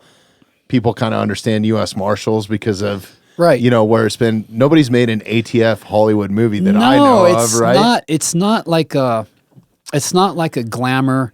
And if you watch Sons of Anarchy, if you're an ATF agent, you're either a rapist or a psycho. Oh, well, I know a bunch of one percenters to this day, and it's nothing like that film is. It's just like equating all ranchers or ag people to the show Yellowstone. Of course. Of course. Not everybody's rip, like, killing. No. They're serial killing. It is. You know what it is? It's a soap opera for couples. You're right. It's murder. It's murder porn. Murder porn. 100%. Yeah. No police investigation. Yeah. Just go dump them off at the train yard, and no one's ever going to ask questions. Not trailer parks exploding on the reservation, right? Every week. Right? No. So, like, ATF is really mainly focused on.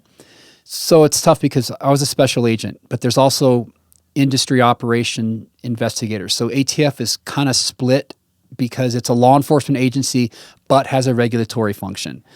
So it's weird. It's like if the Denver Police Department was also in charge of making the laws. It doesn't line up right. But firearms laws change so quickly. The technology for firearms changes so quickly because it's such an innovative field.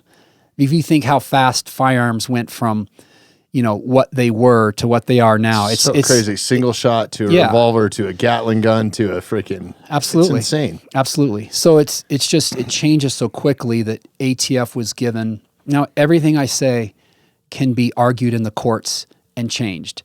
One day, this piece of metal is a firearm.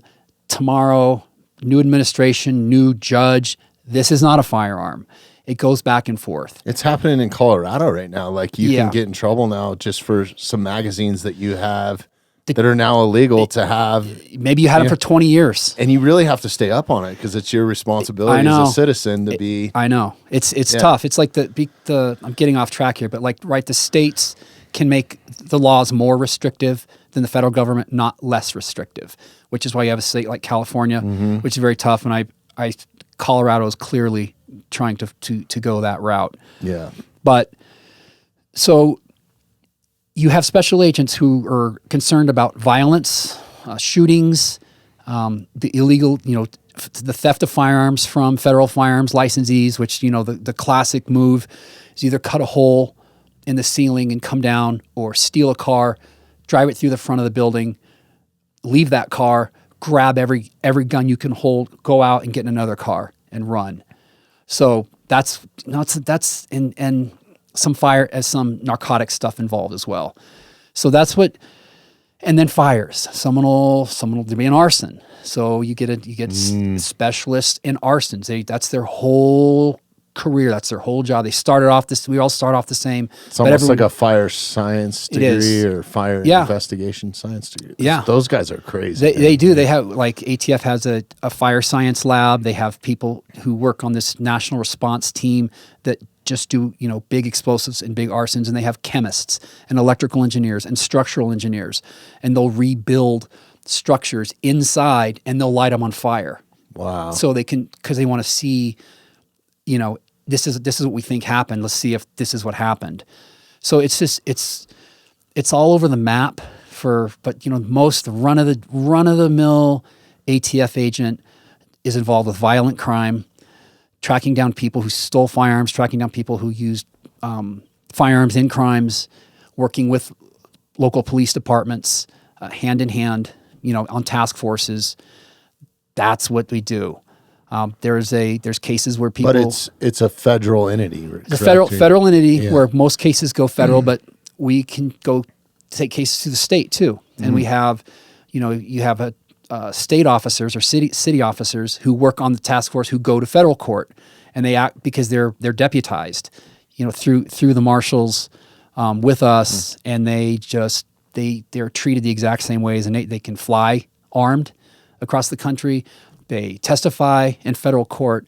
They are acting as federal officers, which is good because you get a lot more protection, civilly, liability-wise, when you're acting as a federal officer versus a state officer. Does that cross over into Homeland Security type stuff, where you guys are looking at threats outside of the country coming in? I mean, the FBI, the FBI's scope is this wide, and ATF's is this wide. Okay. And the FBI has like almost 40,000 employees. So there's like 14 or 16,000 special agents. ATF has 2,500 special agents. Oh, really? ATF's a 5,000 I thought it was larger than that. It's not. Wow, it's not. Crazy. It's very small, and they have less than 1,000 of those industry operation investigators, which go around to the federal firearms licensees and inspect them. And I think, again, I'm happy to be corrected when I say this wrong, but I think there's like 75 or 85,000 FFLs, federal firearms licensees, That's so crazy. Yeah, man. And then there's less than 1,000. There's less than 1,000. I think that statistic, and maybe I heard this wrong, is something there's like 7 firearms to every citizen in the United States or something like that.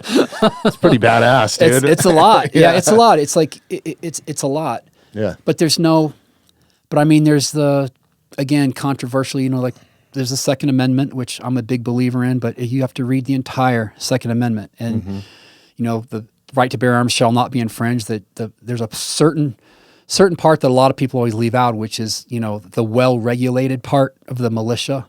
They leave that well-regulated part out, but they want to just do, and I get it, man. I believe you should have every firearm you want. I don't think you need a tank or a rocket launcher. Yeah. I don't think you do. Again, for I think personally, people want suppressors, and I think suppressors should be made treat them just like a firearm. I know that I think ATF's that was the biggest complaint against ATF was how long it takes to get your suppressor. You go pay for it, you buy it. Maybe you get it 6 months from now, maybe a year from now, but I think they should just make it. I don't think crimes involving suppressors are going to explode if they just treat it like you. It's more of like a gentleman's. It's almost like buying a set of golf clubs and then upgrading to different drivers, right? Like it's a bit more of like a gentleman's type thing, or a top shelf whiskey to me, right? Yeah, well, firing a .22 with a suppressor on it I don't think it gets any much more fun than that. Dude, it's incredible. They're incredible. And then the technology that's gone into those it's insane. Like, I was lucky enough to go to SHOT Show this year, and just it's mind blowing. SHOT Show is incredible. What they've done, yeah. But yeah, I think, I don't know. I just don't understand why they should almost be treated like magazines or sights or scopes in some sort of sense, right? I mean, it's a little, I can see where a suppressor is a little different than a scope. A scope's truly an accessory. Right. Extended grip, shoulder stuff. I mean, those are accessories. They don't really affect the mechanics or the function of the firearm. Maybe it looks cooler, you know. Scope helps you see better, of course, but the suppressor does make it quieter. But I don't know what the fear is. Is the fear that now people are going to get sniped and then we won't be able to hear where the shot's coming from? It's almost like that Hollywood like fear tactic, because it's not quiet. Anybody that's been around a suppressor knows that they're not 100% quiet. Maybe on a 22. Yeah, it's not a silencer, it's a suppressor. Right. It suppresses it, but you can still hear it click and cycle, and you're going to hear a little pop back here. I think Hollywood has influenced the world in so many different ways. I mean, look at what they've done with military movies. Like, I think, after Lone Survivor came out or whatever, or the movie Navy SEALs, like most of the guys that I know that have become Navy SEALs in my era, all were watching Charlie Sheen jump off the bridge out of the convertible, and like that might be why they joined. Right. I mean, watching Rambo First Blood was like, oh man, dude, I wanted to be that Green Beret, when I was a young man, and then I fell down the Metallica hole and heavy metal and stuff, and I was like, actually, I think I want to be a roadie. But then, man, once the towers fell in 9/11, I was young in my music career, and unfortunately, I had caught some cases due to fist fighting, and I tried to sign up for the military, and they were like, no, you got to take care of this first. But I was ready to go, man. Like, and I think Hollywood played a big part in that. Like all the badasses like Stallone and Arnold and even Jean-Claude Van Damme is why I wanted to be a martial artist, nobody Karate Kid, every kid was walking out of the movie theater. I know, ready to fight. There's no movie that's like, man, I really want to be an ATF agent. Right. But I think the suppressor side of that thing is it's got this like stigma where it's like, I mean, actually it does more good than anything, right? It's helping people with hearing loss and it's just more of like a gentleman's thing. It's like I think it's a little sneaky, the Hearing Protection Act. It's like, really, just put some earplugs in. That's what you're concerned about, right? But I mean, I know why they're doing it. But I mean, I guess if I want one, I better hurry up and get one. Yeah, it's crazy. Well, even an AR now, I think, in the state of Colorado after August. Starting in August. Yeah. And I think you got to take a bunch of classes. And again, I've been retired. This is my 4th year of retirement, so I just my knowledge of... I wasn't going to buy any more guns, but I got one that I really want on the list from Sons of Liberty, man. And it's like... Better get I think I'm going to do it. I'm going to bite the bullet and spend the $2,000. Better do it. Yeah. But yeah, it's... ATF was... I mean, I traveled all over the country. I was on a special response team for 6 years. So I just got to do some really cool stuff. Got to fly in helicopters and learn how to fast rope, and and contrary to popular belief, ATF does not own any helicopters, black or otherwise. They just don't have any. We have to use customs or borrow somebody's if we have something like that's needed. Which usually it's you roll up in a Bearcat and go in that way. But it's just, I mean, it's everything I wanted to do. It's everything I wanted to do. And there was a point where I just I didn't intend to move up, but I did. And, I became a group supervisor. Then I became an assistant special agent in charge. And I finished my career as the special agent in charge for the Denver Field Division, which is 4 large Western states. And I mean, by the time I was done, it's over. And I think back about having the thought in high school of wanting to be in law enforcement. And then I look back and I'm like, holy shit, I can't believe everything that's happened. And, I've left out 100 stories of awful grinding work, failures, going into houses and seeing kids that are in condemned houses, living there, having babies taken away from, the meth heads at that moment with Child Protective Service. It's just stuff like that it's just, I mean, I'm glad I was able to help, because I know there's a lot of horrible people, or I had a hand in them being removed from society, at least for a little while. So yeah, I'm proud of it. I enjoyed my time there, but now that I don't do it anymore, it's like I don't miss it. I don't get spun up over, even the stuff in Colorado. I don't like it, the laws that they're doing, but I'm just like, I don't get worked up over it. It's like, what am I going to do? Yeah. I guess go out and buy 3-foot world, man. Like just live. And we live in a great community, even despite everything that's happened here in the. For sure. This year was a crazy year. 2025 going into 2026 was wild for this community. Like nothing like that happens. Yeah. Like the worst thing that typically happens here is, well, I don't want to say that. Like I think that there is a little bit of an underbelly in every community that you're in. Like I know some of the Jeffco sheriffs, and you'd be surprised what does actually happen right here in town on a pretty regular basis. There's people but for involved. The most part, what the public sees and most people in general, it's like traffic being pulled over for speeding. Yeah, or an elk gets hit, right? Or, Yeah. That happens. Yeah. Like I think that those are the most like common things. So like, yeah. But yeah, I think I lost my train of thought there for a minute. But I want to dive back in. Do you have some more time to hang out with us? Absolutely. Okay, it's about 11 now. Okay. So yeah. What time you want to cut it off at? I got 30 more minutes in me. Okay, cool. So to take it into the ATF, because how long were you there? I was in ATF from 2000 to the end of 2022. So 22 years, and then was with the park police for 6 years. Yeah, we can't just brush over that. I mean, it's so. I mean, it's just like we can't end on that. Yeah, yeah. Obviously, we can't fit 22-year career into 30 minutes, right? A conversation. So this is just the excuse for you to come back here. And I don't know if I told you this from the get-go.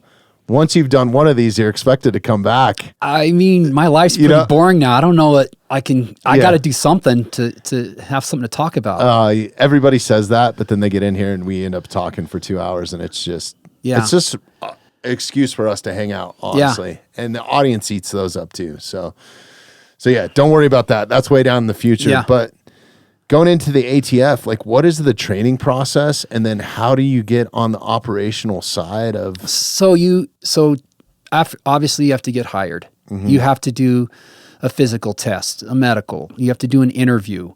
They do a background check on you. So every screw up you did might be found out. So it's better just to fess up early. Once you get hired, you get a duty station. Used to be you'd go to your duty station, you get a date to go to FLETC, Federal Law Enforcement Training Center, and you go there. And so all federal law enforcement, their job series is 1811. So if you're an 1811, it's a criminal investigator. You might be DEA or HSI or name it, IRS or, anything. Oh, that would be the worst, the IRS. Terrible. So I knew a lot of IRS and just the stuff they had to do, because I'd see the work they had to do. Awful, just mind numbing. Yeah. So you go through that, and obviously you take search and seizure classes. You get a lot of law. You get a lot of firearms, explosives, arson specific laws, how to investigate a crime, how to conduct surveillance, how to shoot multiple different firearms, how to do tactics. So are you able to kind of pick your career path in that, or did you get stuck at a desk? Everyone gets the same training from the beginning.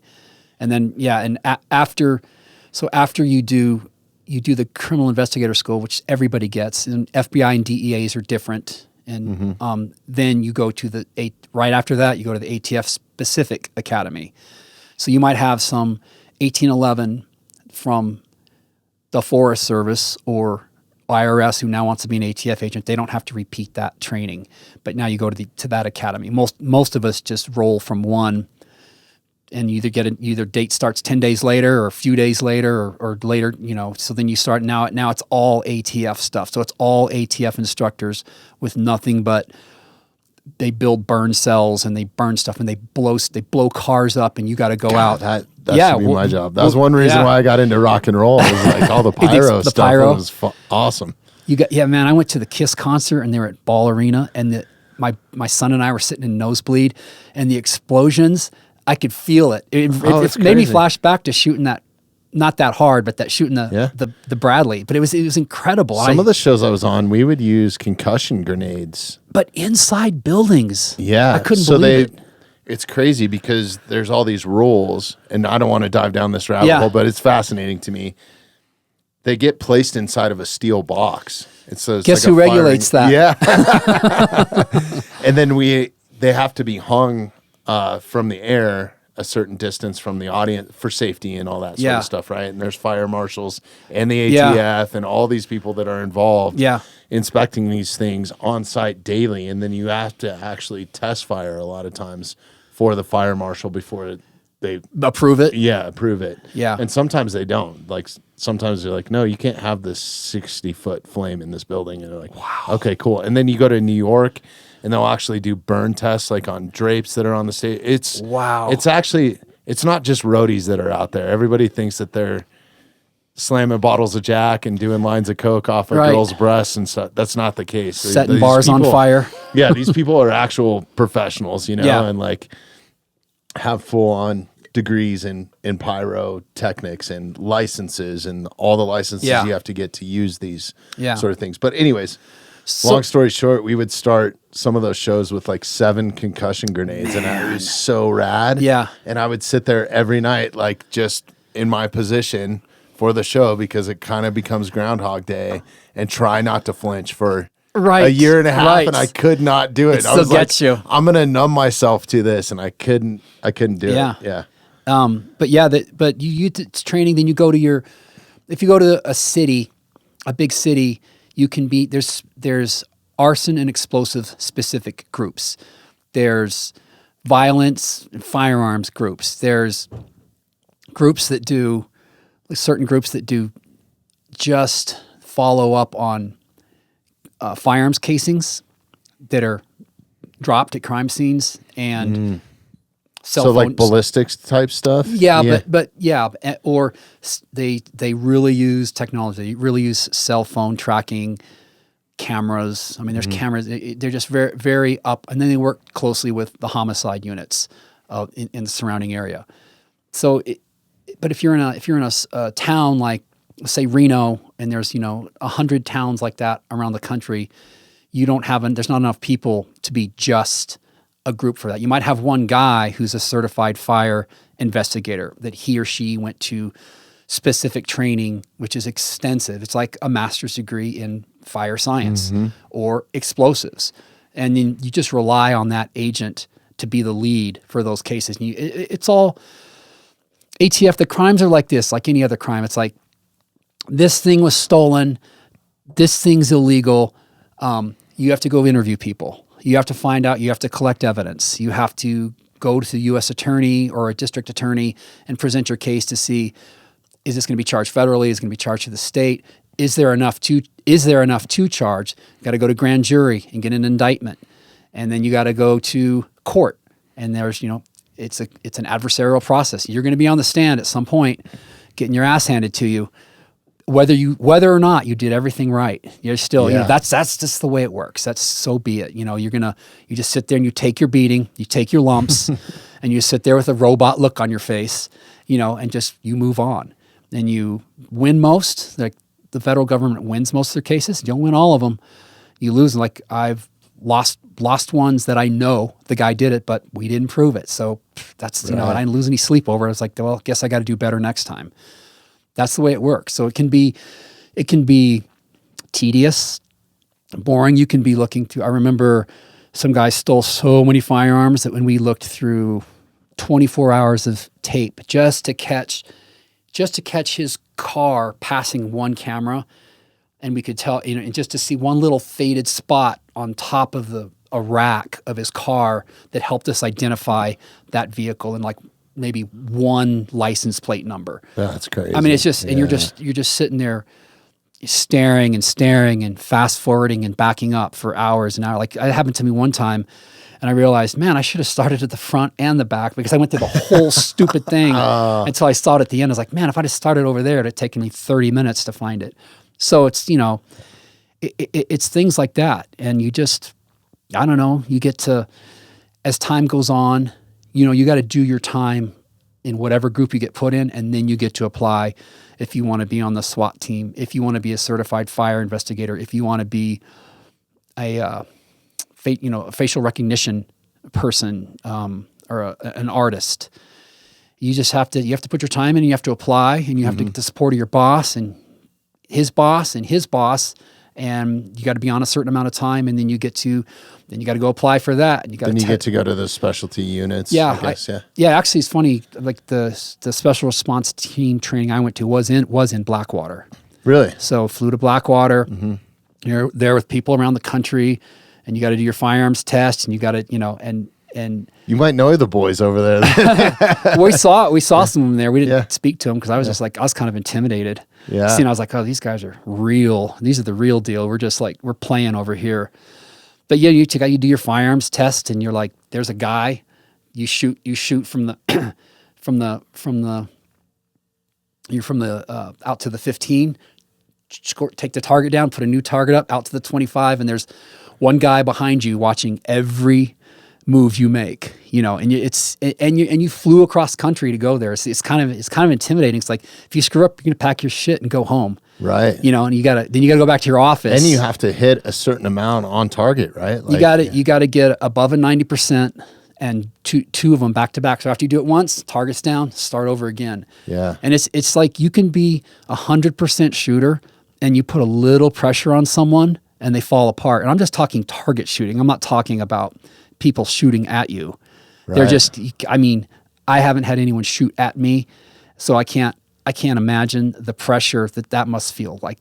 Everybody who's a really great paper shooter is not necessarily a great combat shooter. I think it's in everything, man, whether it's archery or whatever you're doing. Like pressure. Pressure is huge. Buck fever is a real thing. Oh, it's a real deal. It's a real thing. It still happens to me, even with as much experience as I have. Yeah. Like, I still get the knee knocks. I still get the goosebumps. I still get the shivers. And it's like the teeth chatter. When there's a bull elk screaming at you. Yeah. It's unnerving, man. Yeah.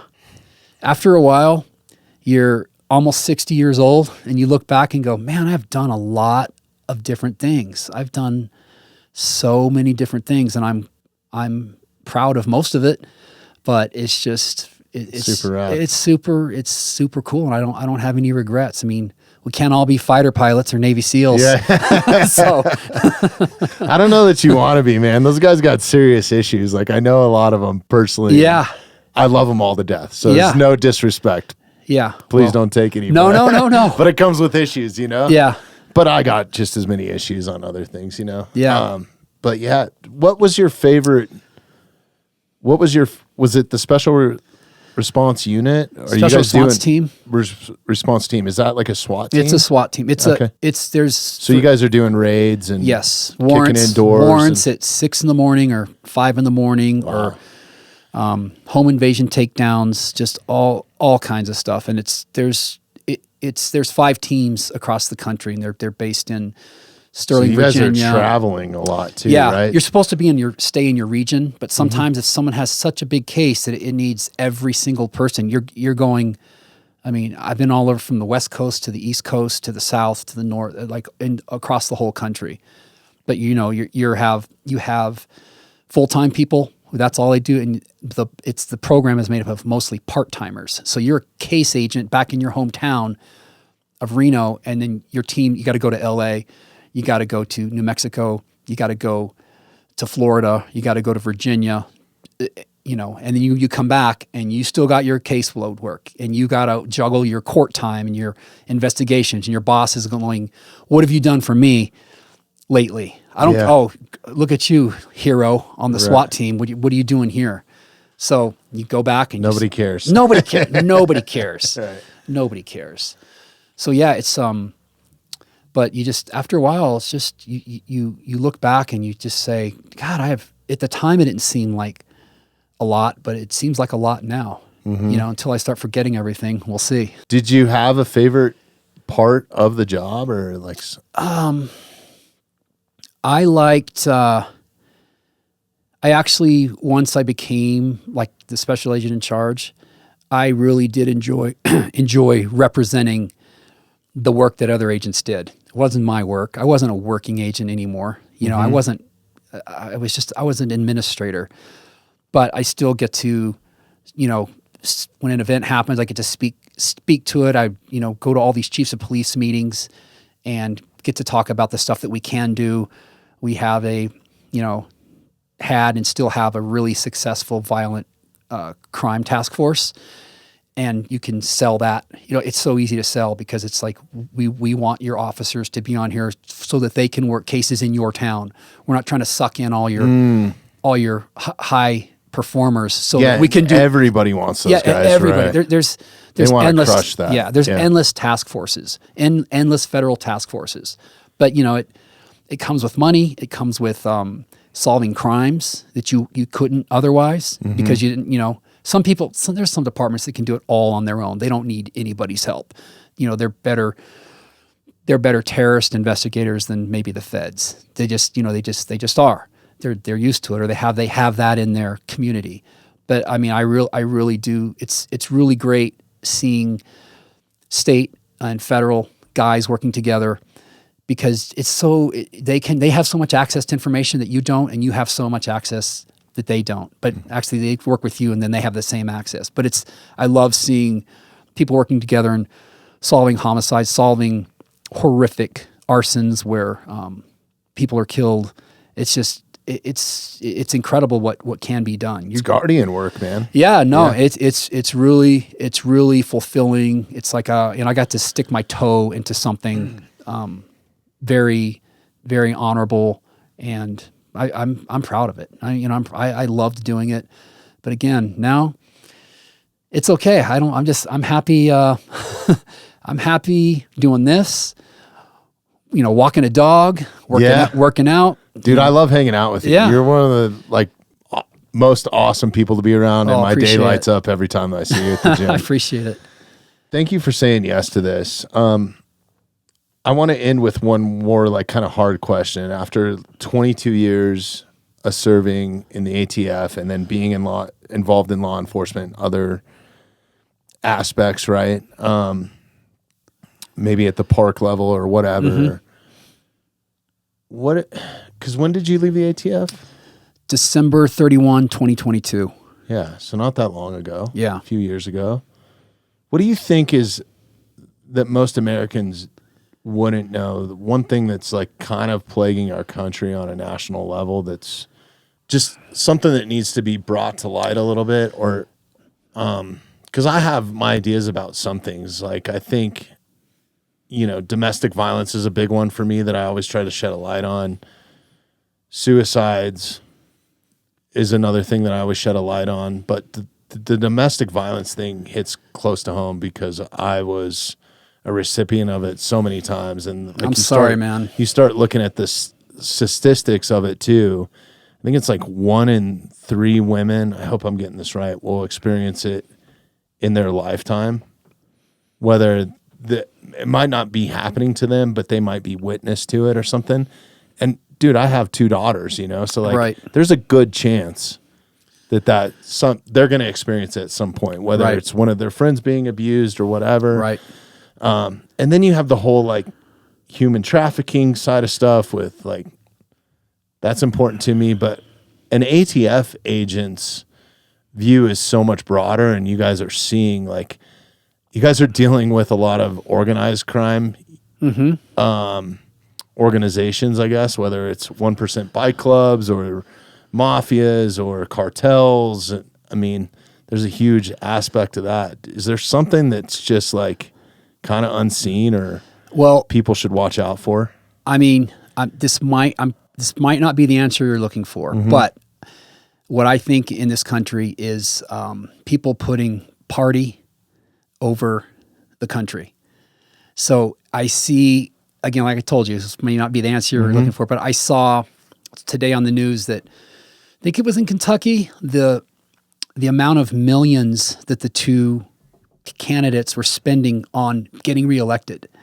What if you took $25 million and put it in the state of Kentucky to feed people, or to somehow maybe give the teachers a little more money, maybe do something like that with the money.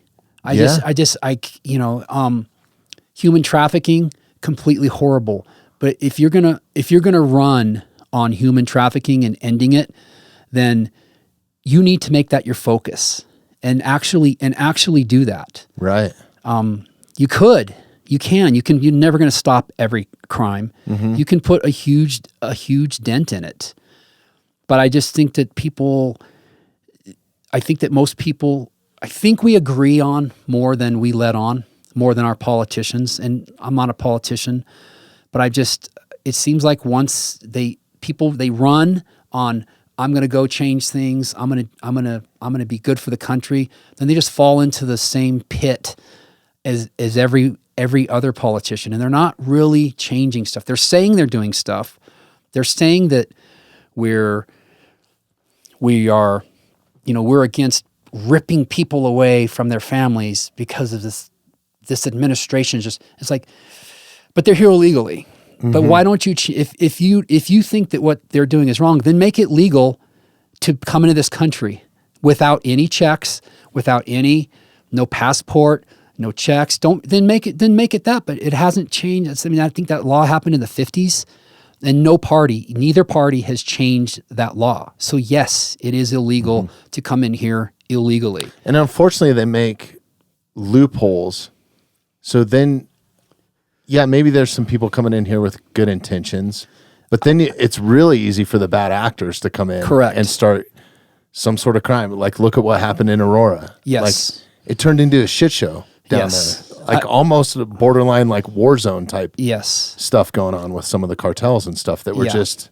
and it's because they were greenlit to just walk across the border or however they got here, I'm going to say that most people who come here illegally come here for reasons of survival and bettering their lives and not... And I can understand that. I understand I can get behind that too. I believe it too. I understand it too. But every country you think is better than ours or whatever, they have laws too. Like, get a DUI and then go do a tour in Canada. You can't. You cannot. Yeah. You can't for a DUI. Yep. So... I know this firsthand. Yeah, well, I didn't know for you, but I knew for someone else. No, I cannot go to Canada as a tourist. I have to have... Dude, I've had artists pay tens of thousands of dollars so I could be there with the artist, and we had to justify that I was the only person that could do the job because Canada's fucked. Yeah. I mean, so again, it's a beautiful spot. Agreed. And if you love Canada and you like their form of government, it's like, well, Bobby can't go there, unless someone pays tens of thousands of dollars for him to go. Yeah. So I mean, it's just like every country. Mexico has immigration laws. Other countries have immigration laws. There's third world countries have immigration laws. If you don't believe me, go there without. Yeah. There illegally. There's got to be some form of guardrail, right? I agree. Keep bad actors out. If not, we just implode. Yeah. But I think you're 100% right, man. Like, we get so gaslit by these politicians, and they all have these big grandeur ideas, and I think that the intentions that they have sometimes are probably good, but you start adding in all this red tape and the amount of how long their term is, and then how much they have to deal with.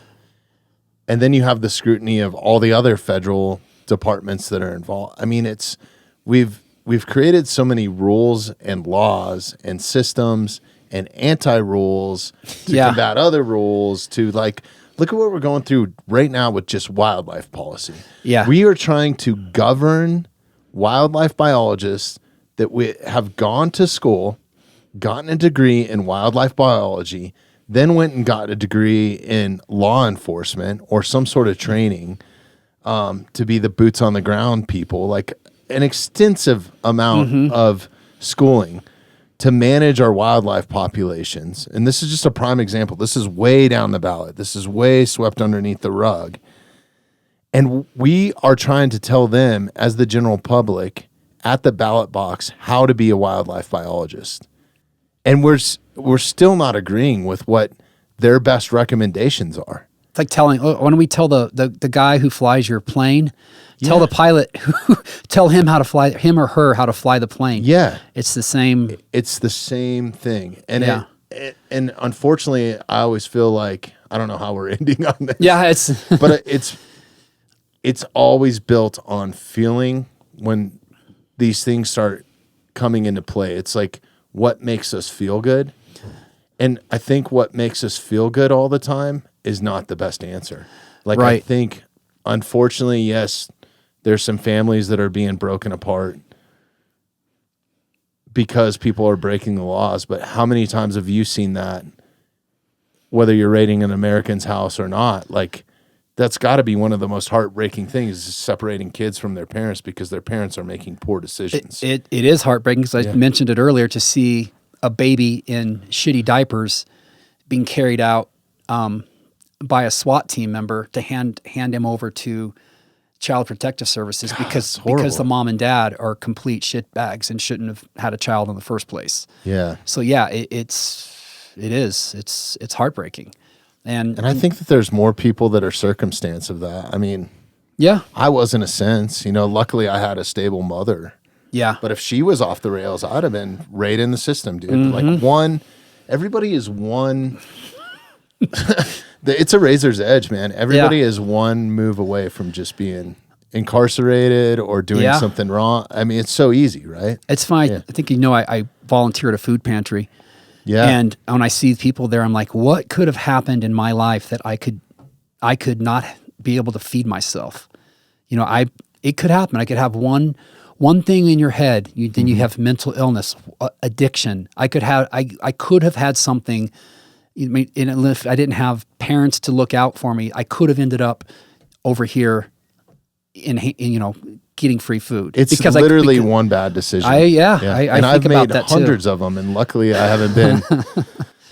They haven't become vices or super detrimental. But I know people like, Jason Lee's a prime example of a guy that we've had on, and at 18 was at a house party that was a gang affiliated thing, walks outside, is deciding to leave the situation, trying to leave the situation, is confronted, disrespected, his girlfriend's disrespected and abused or whatever happened.